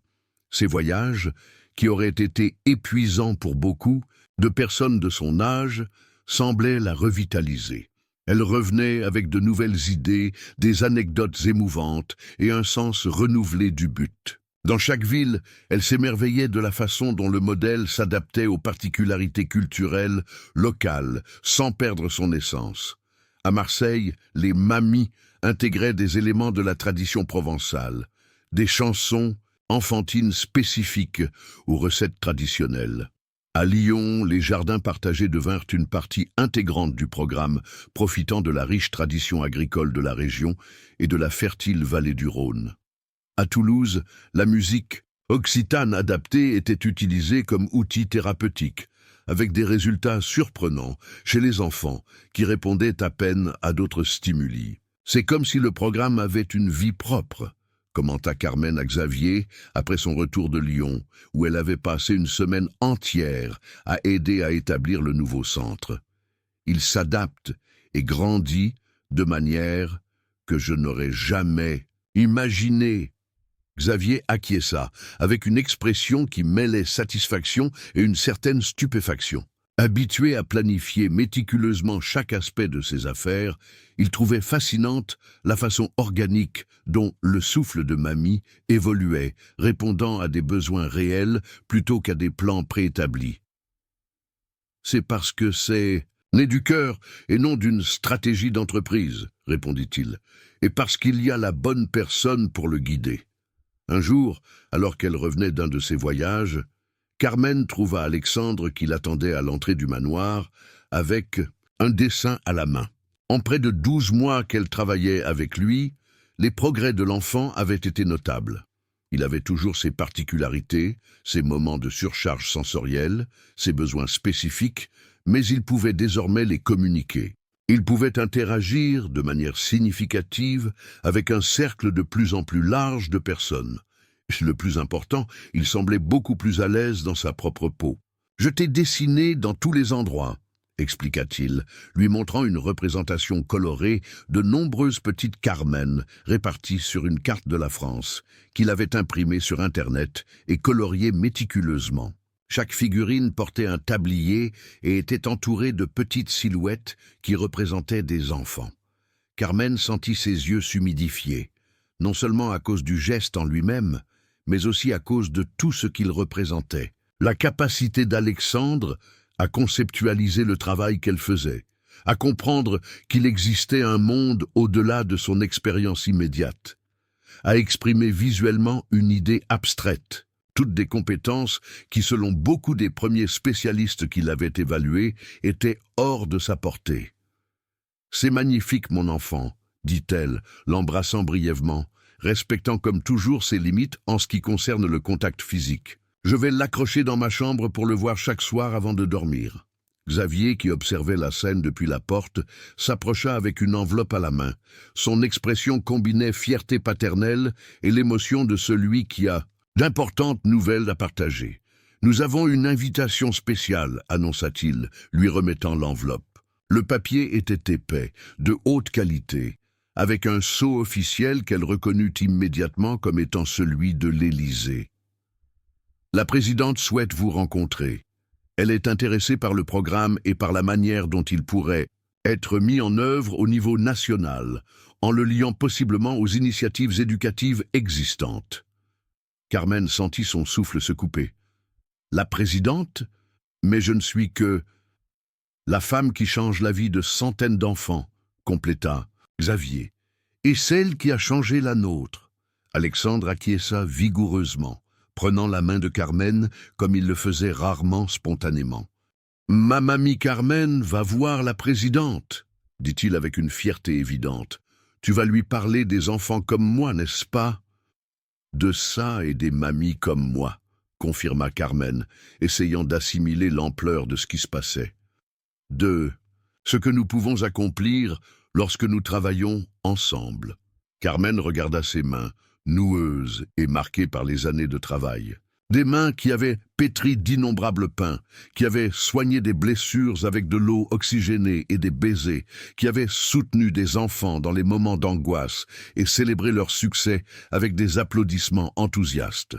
Des mains qui maintenant, de manière inattendue, serraient celles de la royauté. « Si vous pensez que je peux être utile, j'irai, » dit-elle finalement, avec la même simplicité avec laquelle elle avait accepté d'aider Alexandre ce premier jour au réfectoire social Sainte-Isabelle, quand aucun d'eux ne pouvait imaginer jusqu'où cette rencontre fortuite les mènerait. La rencontre avec la présidente dépassa toutes les attentes. Ce qui devait être une brève audience protocolaire d'une quinzaine de minutes se transforma en une longue conversation de plus d'1 heure sur le potentiel transformateur du programme. La présidente, connue pour son engagement envers les causes sociales et éducatives, vit immédiatement la valeur de ce que Carmen et Xavier avaient créé. « Ce qui m'impressionne, » commenta la présidente alors qu'elle prenait le thé dans un salon du palais décoré de tapisseries historiques et d'œuvres d'art d'une valeur inestimable, c'est la façon dont vous avez combiné la sagesse traditionnelle avec la science moderne. C'est une approche vraiment innovante. Carmen, initialement intimidée par le protocole et la magnificence des lieux, se surprit à parler naturellement, expliquant les détails du programme comme si elle était dans la cuisine de son modeste appartement du Marais. « C'est que les enfants n'ont pas tant changé, Madame la Présidente, » expliqua-t-elle, avec la simplicité et la profondeur qui la caractérisaient. « Malgré tous les progrès technologiques, malgré les nouveaux diagnostics et les terminologies, ils ont toujours besoin de la même chose que nous, du temps, de l'attention et quelqu'un qui croit en eux inconditionnellement. » La présidente acquiesça, visiblement émue par l'authenticité de Carmen. À la fin de la rencontre, elle offrit son parrainage royal au programme, ce qui non seulement fournirait une plus grande visibilité et crédibilité, mais ouvrirait également des portes institutionnelles qui étaient restées fermées jusqu'alors. « J'aimerais visiter personnellement l'un des centres, » ajouta la présidente. « Je pense qu'il est important que des initiatives comme celle-ci reçoivent la reconnaissance qu'elles méritent. » Quand ils retournèrent au manoir, Alexandre attendait impatiemment des nouvelles. À 8 ans, il avait une compréhension limitée de l'importance protocolaire de la royauté, mais il comprenait parfaitement qu'il s'agissait de quelque chose de spécial, d'une reconnaissance du travail de sa mamie Carmen. Carmen lui raconta tout en détail, sachant à quel point il aimait les histoires avec des descriptions précises et un ordre chronologique clair. L'enfant écoutait fasciné, en particulier lorsque Carmen décrivit les salons du palais, les uniformes de la garde républicaine et les portraits historiques qui ornaient les murs. « Et la couronne ?» demanda Alexandre avec cette curiosité spécifique et parfois littérale qui caractérisait ses questions. « Portait-elle une grande couronne brillante ?» Carmen sourit, se souvenant de l'élégante sobriété de la tenue de la présidente. « Non, mon enfant. Elle était habillée comme une dame élégante, mais sans couronne. Les couronnes sont plutôt pour les cérémonies très spéciales et officielles. » Alexandre sembla assimiler ces informations, réajustant son image mentale de ce que devait être une reine. Finalement, avec cette capacité pour les connexions inattendues qu'il montrait parfois, il déclara « Toi aussi, tu es une reine. La reine des mamies !» Xavier, qui écoutait la conversation depuis un fauteuil proche, ne put s'empêcher d'être visiblement ému. Voir son fils, qui 2 ans auparavant parlait à peine ou montrait des émotions, s'exprimer avec autant de clarté et d'affection, lui semblait toujours un miracle quotidien. Un miracle qu'il attribuait en grande partie à la femme qui était désormais une part indispensable de leur vie. Avez-vous déjà rencontré une personne dont le simple acte de bonté a complètement changé le cours de votre vie? Si oui, j'aimerais beaucoup que vous partagiez votre expérience dans les commentaires. Ce soir-là, Carmen appela sa fille Sophie pour lui parler de la rencontre royale. À sa grande surprise, Sophie était déjà au courant. « Tu es dans toutes les nouvelles, maman. La mamie qui a conquis la présidente, c'est comme ça qu'on t'appelle. On a montré des images de toi sortant de l'Élysée. Paul est fou de fierté. Il a raconté à tous ses amis que sa grand-mère a rencontré la présidente. » Carmen soupira, pas encore habituée à l'attention médiatique qu'elle recevait parfois. À 69 ans, ayant vécu la majeure partie de sa vie dans un relatif anonymat, l'exposition publique lui semblait déconcertante. « Je veux juste aider les enfants, Sophie. Tout ce remue-ménage. »« C'est nécessaire, maman, » l'interrompit Sophie avec douceur. « Tu sais combien de familles, avec des enfants comme Paul, trouvent de l'espoir grâce à toi. Combien de femmes âgées ont découvert qu'elles avaient beaucoup à offrir, même après la retraite. » Carmen garda le silence, réfléchissant une parole de sa fille. Peut-être avait-elle raison, peut-être que cette exposition publique, si étrangère à sa nature réservée, servait un but plus grand que son propre confort. « De plus, » continua Sophie, « Paul veut te montrer le site web qu'il a créé pour la fondation. Il y travaille depuis des semaines. Il dit que celui qu'ils avaient était fonctionnellement acceptable, mais esthétiquement obsolète, » ajouta-t-elle, imitant le ton sérieux que son fils adoptait quand il parlait de sujets technologiques. Carmen rit, sentant une vague de fierté. « Ce garçon, il a un vocabulaire que je ne comprends pas toujours. »« Il est brillant à sa façon, » répondit Sophie.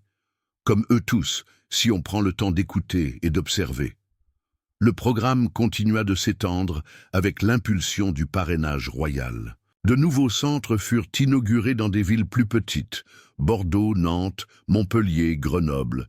Chaque inauguration attirait des personnalités locales et une couverture médiatique, ce qui à son tour générait plus d'intérêt et de soutien. La visite de la présidente au centre de Paris, programmée pour coïncider avec le premier anniversaire du programme, fut un événement qui transcenda le protocolaire. Sa présidente passa plus de 2 heures à visiter les installations, à converser avec les mamies professionnelles, à interagir avec les enfants avec un naturel qui émut tous les présents, et à rencontrer des familles qui partagèrent leurs histoires de transformation. Un jour, pendant qu'elle supervisait la formation de nouvelles mamies au centre de Paris, Carmen reçut un appel inattendu. C'était Sandrine Laurent, une productrice d'une importante chaîne de télévision internationale. « Nous réalisons un documentaire sur les programmes innovants de prise en charge de l'enfance dans le monde entier », expliqua la productrice avec un accent français. Et le souffle de mamie a attiré notre attention comme l'un des plus efficaces et en même temps des plus humains. Nous aimerions l'inclure comme étude de cas principale. Carmen consulta Xavier, qui voyait dans le documentaire une opportunité pour que le modèle soit reproduit dans d'autres pays, avec certaines conditions. Pour protéger la vie privée des enfants et la dignité des familles participantes, ils acceptèrent de participer.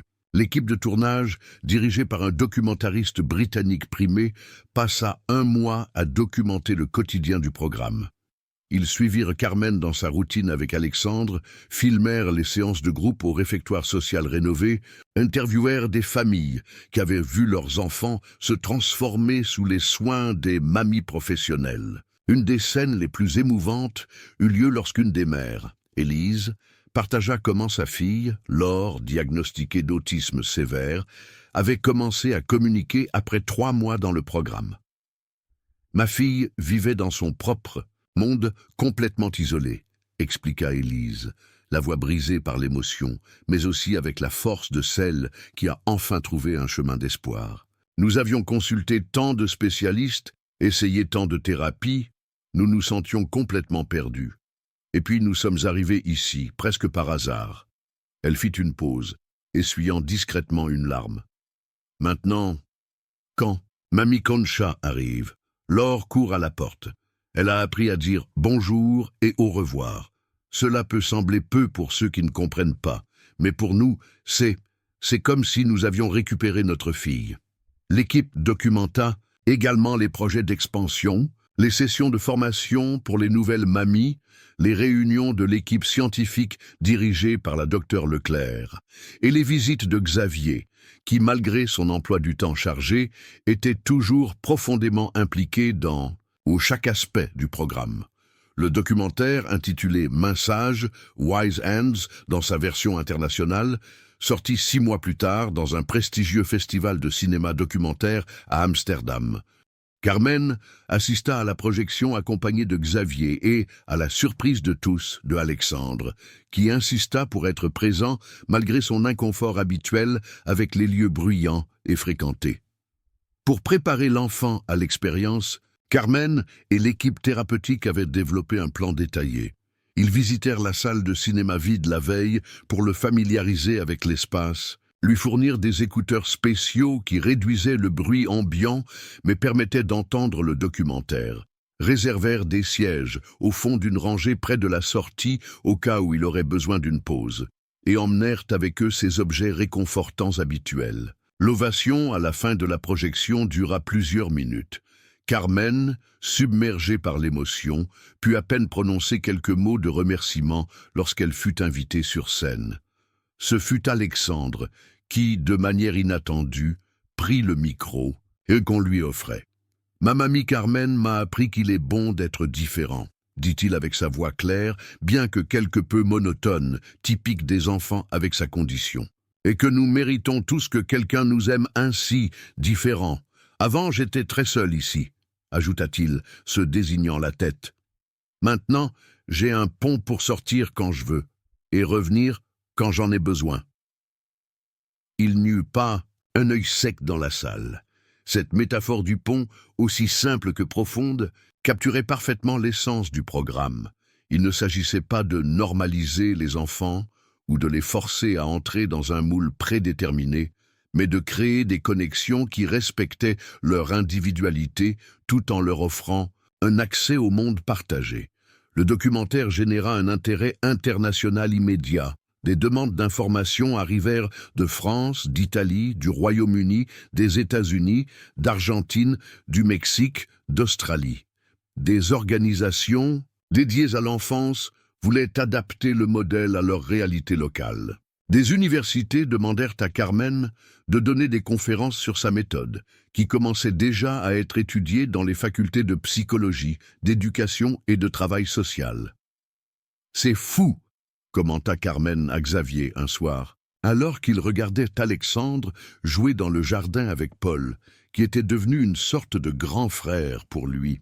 L'adolescent lui apprenait à programmer un petit robot éducatif, montrant une patience qu'il avait probablement apprise, au moins en partie, de sa grand-mère. Je n'aurais jamais pensé qu'offrir une assiette de soupe à un enfant perdu irait aussi loin. Xavier sourit avec cette expression de gratitude qui n'avait jamais quitté son visage depuis ce jour au réfectoire social. Parfois, les petites choses ont le plus grand impact, répondit-il. Mon grand-père avait l'habitude de dire qu'un acte de bonté est comme un caillou jeté dans un étang. Les ondes s'étendent bien au-delà de l'endroit où le caillou est tombé. Carmen acquiesça, voyant la sagesse dans ces mots. « J'espère juste que nous ne perdrons pas de vue l'essentiel, avec tant d'expansion et d'attention. »« Et quel est l'essentiel, selon Carmen Dubois ?» demanda Xavier, sincèrement curieux de la réponse de cette femme qui avait transformé non seulement la vie de son fils, mais la sienne propre. Carmen regarda le jardin, où Alexandre riait, avec abandon, tandis que Paul imitait les mouvements robotiques du jouet qu'ils venaient de programmer ensemble. C'était un rire franc, libre, sans restriction, du type que beaucoup d'experts avaient douté qu'Alexandre puisse jamais produire. Que chaque enfant se sente vu, valorisé et aimé exactement comme il est, répondit-elle sans hésiter. Tout le reste est secondaire, les méthodes peuvent changer, les recherches avancer, mais ce besoin fondamental est éternel.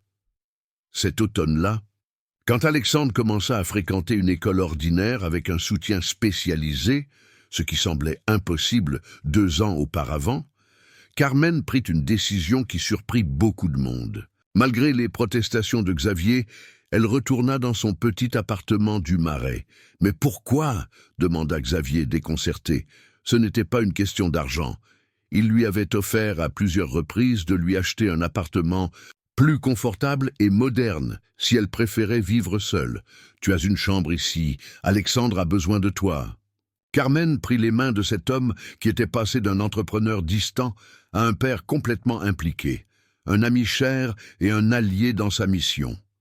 Ses yeux, toujours expressifs, transmettaient un mélange de détermination et d'affection. « Alexandre n'a plus besoin de moi comme avant », expliqua-t-elle avec douceur. « Maintenant, il a son père, il a des amis, il a les outils pour communiquer, il a un système de soutien large et efficace. Je continuerai à venir régulièrement, bien sûr, mais j'ai besoin de retourner à mes racines. » Devant le regard d'incompréhension de Xavier, elle poursuivit. « Et je dois m'assurer que la Carmen qui dirige ce programme reste la même Carmen qui servait de la soupe dans un réfectoire social. Que je ne m'éloigne pas de la réalité que vivent beaucoup des familles que nous servons. Que je garde les pieds sur terre. » Xavier comprit alors. L'authenticité de Carmen, sa connexion avec les réalités quotidiennes des gens ordinaires, était précisément ce qui rendait le programme si spécial. D'une certaine manière, vivre en permanence dans le manoir, entouré de luxe et de privilèges, l'éloignait de ses racines, de la réalité que de nombreuses familles du programme affrontaient quotidiennement.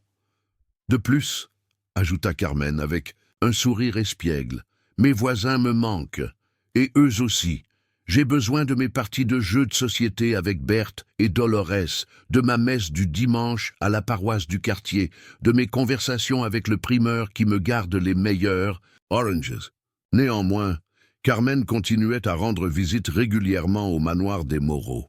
Alexandre insistait pour maintenir ses rendez-vous de cuisine avec elle le dimanche, où ensemble, ils préparaient des omelettes, des gâteaux et d'autres délices qu'ils partageaient ensuite avec tout le monde.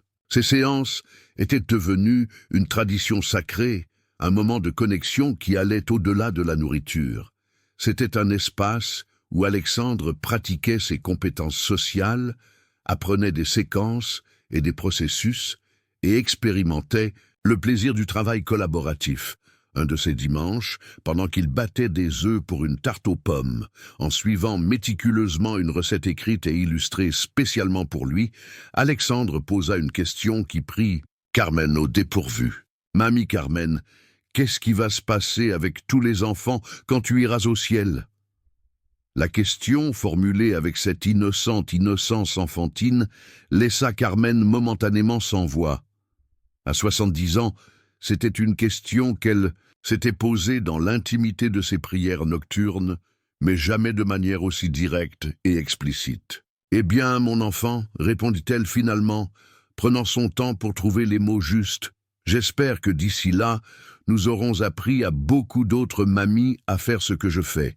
Et j'espère aussi que toi, qui as tant appris, tu pourras aider d'autres enfants à se sentir compris. » Alexandre parut satisfait de la réponse et se reconcentra sur la tâche d'éplucher les pommes, avec l'éplucheur spécial que Carmen lui avait procuré, adapté à ses petites mains et à sa coordination encore en développement.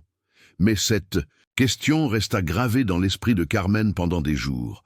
Elle parla à Xavier de la nécessité de documenter la méthode plus en détail, de créer des supports de formation plus structurés, de s'assurer que le programme puisse survivre à ses fondateurs. La docteure Leclerc rejoignit le projet avec enthousiasme, apportant la rigueur scientifique nécessaire pour valider ce qui jusqu'alors était principalement basé sur l'intuition et l'expérience. Mais Carmen sentait qu'il manquait quelque chose, un élément que ni la science ni les manuels ne pourraient capturer complètement. « Nous avons besoin d'histoire », dit-elle lors d'une des réunions de planification stratégique qui faisait désormais partie de sa routine hebdomadaire. Des témoignages réels des mamies, des enfants quand ils pourront les donner, des familles. Le cœur de la méthode n'est pas dans les techniques, mais dans les connexions humaines qui s'établissent. Et ça, on ne peut le transmettre qu'à travers des histoires. C'est ainsi que naquit le projet Voix du Pont, une initiative pour recueillir, sous format audiovisuel, et écrit les expériences de tous les participants au programme. Paul, désormais étudiant en première année d'informatique, a conçu une plateforme numérique où ces histoires pouvaient être partagées de manière sûre et accessible. Jusqu'où irait cette onde de choc qui avait débuté dans un réfectoire social du Marais? Carmen allait le découvrir plus vite qu'elle ne l'imaginait. Un matin d'hiver, Xavier arriva à son appartement sans prévenir. Son expression était un mélange d'excitation et de nervosité, comme un enfant qui ne peut retenir un secret merveilleux. « Nous avons été nominés pour le prix de la Concorde de la République française », annonça-t-il sans préambule. Le programme Le Souffle de Mamie est reconnu pour sa contribution à l'intégration sociale et au bien-être des enfants. Carmen se laissa tomber sur une chaise. Les prix de la Concorde de la République française étaient l'une des plus prestigieuses reconnaissances en France, comparables d'une certaine façon aux Nobel dans leur catégorie. Des personnalités internationales de l'art, de la science, du sport, de la littérature et de la coopération les avaient reçus au fil des décennies. Mais comment? Qui nous a nominés? Demanda-t-elle abasourdie par la nouvelle. La nomination est venue d'un consortium d'organisations dédiées à l'enfance, expliqua Xavier avec une lueur de fierté dans les yeux. Mais je crois qu'elle a été soutenue par l'Élysée, elle-même, après la visite de la présidente au centre. Carmen porta une main à sa poitrine. Son cœur battait vite. Pensez à cette lointaine après-midi au réfectoire social, quand un enfant perdu était entré dans sa vie, et voir comment cette rencontre fortuite s'était transformée en un mouvement reconnu internationalement. C'était plus qu'elle ne pouvait traiter en un instant. « Et que devons-nous faire maintenant ?» demanda-t-elle, pragmatique comme toujours, même dans les moments de grande émotion. Xavier sourit. « Attendre la décision du jury, et si nous gagnons, nous préparer pour une cérémonie à Paris. Ce serait en octobre. » Les semaines suivantes furent faites d'une fébrile attente. Les médias se firent l'écho de la nomination, ce qui attira une nouvelle vague d'attention sur le programme. Carmen, fidèle à son style, observait tout cela avec une certaine distance émotionnelle, se concentrant sur ce qui importait vraiment. Les enfants et les familles qu'ils servaient, le travail quotidien dans les centres, la formation des nouvelles. Mamie. Finalement, un matin d'avril, la nouvelle tomba. Le Souffle de Mamie avait été récompensé par le prix de la Concorde de la République française.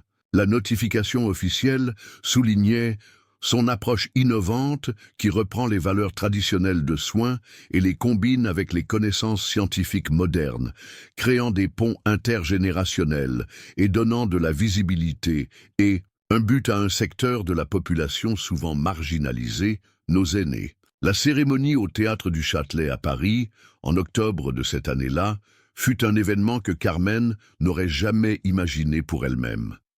Vêtue d'un tailleur simple mais élégant, elle écouta avec une émotion contenue comment le jury saluait le programme pour combiner la sagesse intergénérationnelle avec la science moderne, pour créer un modèle de prise en charge qui reconnaît la valeur irremplaçable de l'expérience de nos aînés, tout en répondant aux besoins spécifiques des enfants atteints de troubles du développement, démontrant que le véritable progrès social concilie tradition et innovation.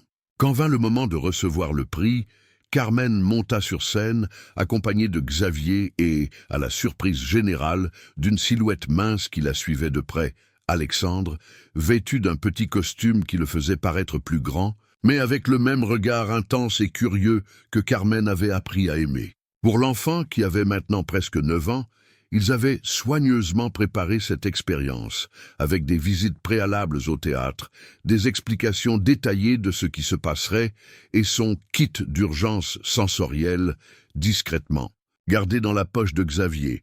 Au micro, Carmen parla brièvement, mais avec la conviction et l'authenticité qui la caractérisaient. « Ce prix, dit-elle, n'est pas pour moi, mais pour toutes les mamies qui, chaque jour, en silence et sans reconnaissance, appliquent leur sagesse pour guérir des cœurs.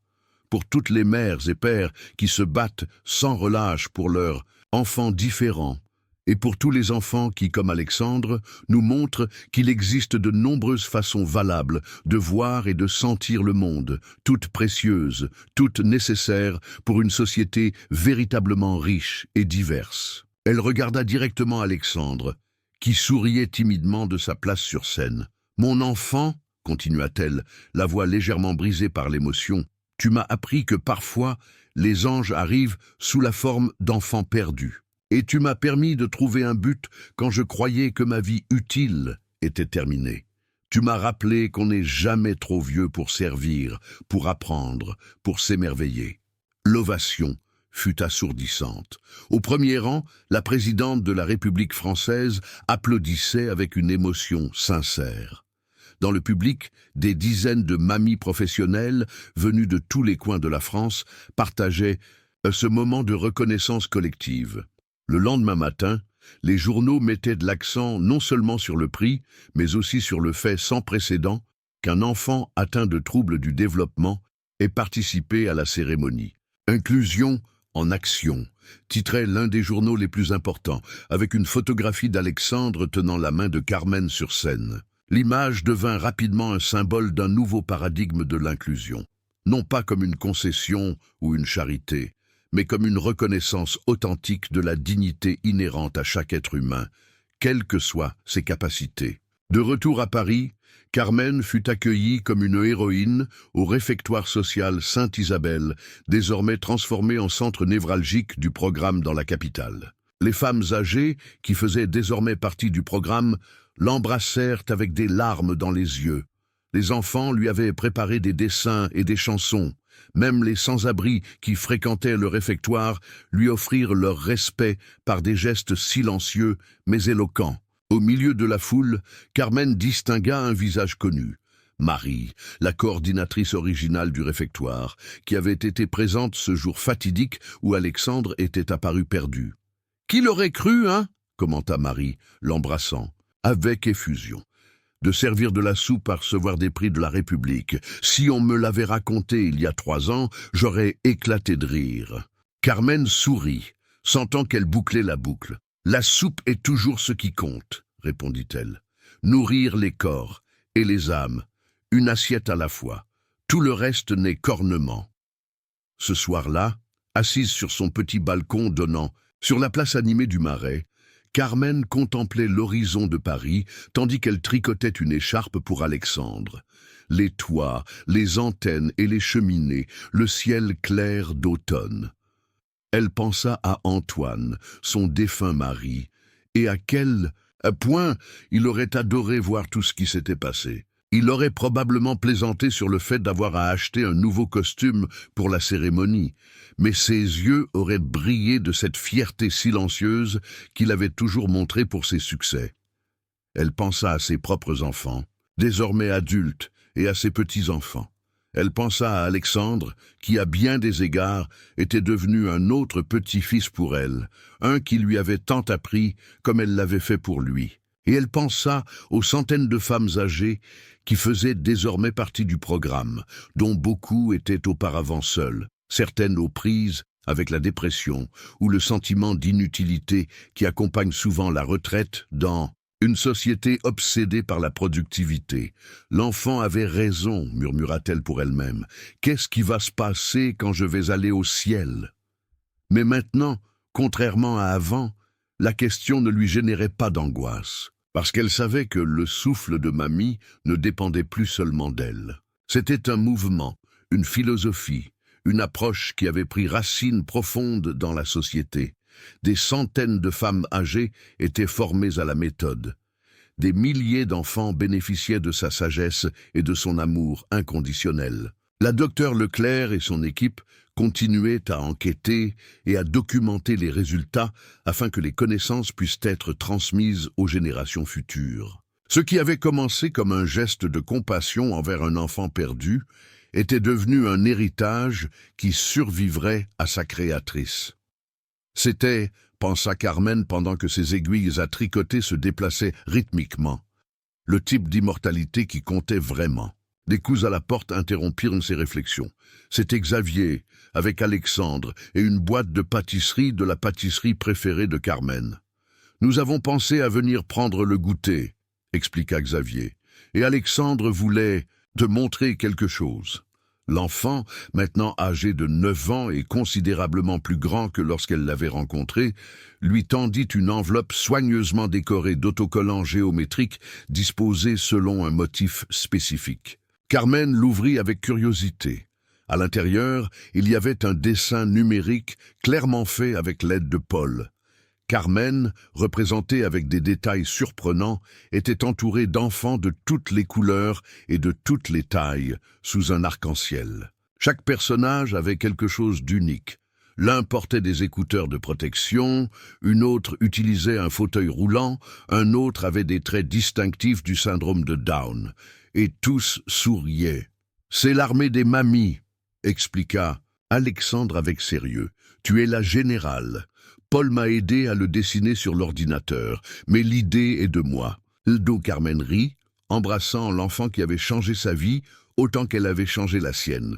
Une étreinte que maintenant Alexandre non seulement tolérait, mais correspondait, bien qu'à sa manière, avec une pression spécifique et un temps mesuré. « Je préfère être simplement une mamie, dit-elle, mais j'aime l'idée d'une armée de mamies, une armée d'amour. » En regardant Xavier, qui préparait le goûter dans la petite cuisine comme si le modeste logement lui était aussi familier que son manoir, elle ajouta « Peut-être que ce devrait être notre prochain projet. Amener le souffle de mamie dans des endroits où les enfants ont encore plus besoin de soutien. Des foyers pour enfants, des hôpitaux, des zones de conflit. Il y a tant de choses à faire. » Les yeux de Xavier brillèrent de l'enthousiasme que Carmen avait appris à reconnaître. C'était le regard d'un homme qui avait découvert un but au-delà de l'accumulation de richesses et de pouvoir. Un homme transformé par l'expérience de la paternité difficile, par la rencontre avec l'amour inconditionnel dans sa forme, la plus pure. « Nous pouvons commencer demain, répondit-il. Le monde a besoin de plus de mamies comme toi, Carmen. » Pendant qu'ils partagèrent les pâtisseries et qu'Alexandre leur racontait sa journée à l'école, avec des détails qu'il aurait été incapable de communiquer auparavant, Carmen ressentit une paix profonde. Sa vie avait pris un chemin inattendu, mais indubitablement correct. Parfois, pensa-t-elle, les anges apparaissent déguisés en enfants perdus, et parfois, les secondes chances arrivent quand on s'y attend le moins, même au crépuscule de la vie. Dans cette simple cuisine, entre les rires et les miettes de gâteau, un nouveau chapitre d'une histoire qui avait commencé avec une simple assiette de soupe, offerte avec amour, s'écrivait. Une histoire qui, comme les ondes dans les temps, continuerait à s'étendre bien après que la pierre originale ait atteint le fond. Félicitations. Écrivez 9 dans les commentaires pour que je sache que vous êtes restés jusqu'à la fin avec moi. Merci d'avoir regardé et à l'histoire de demain sur cette même chaîne.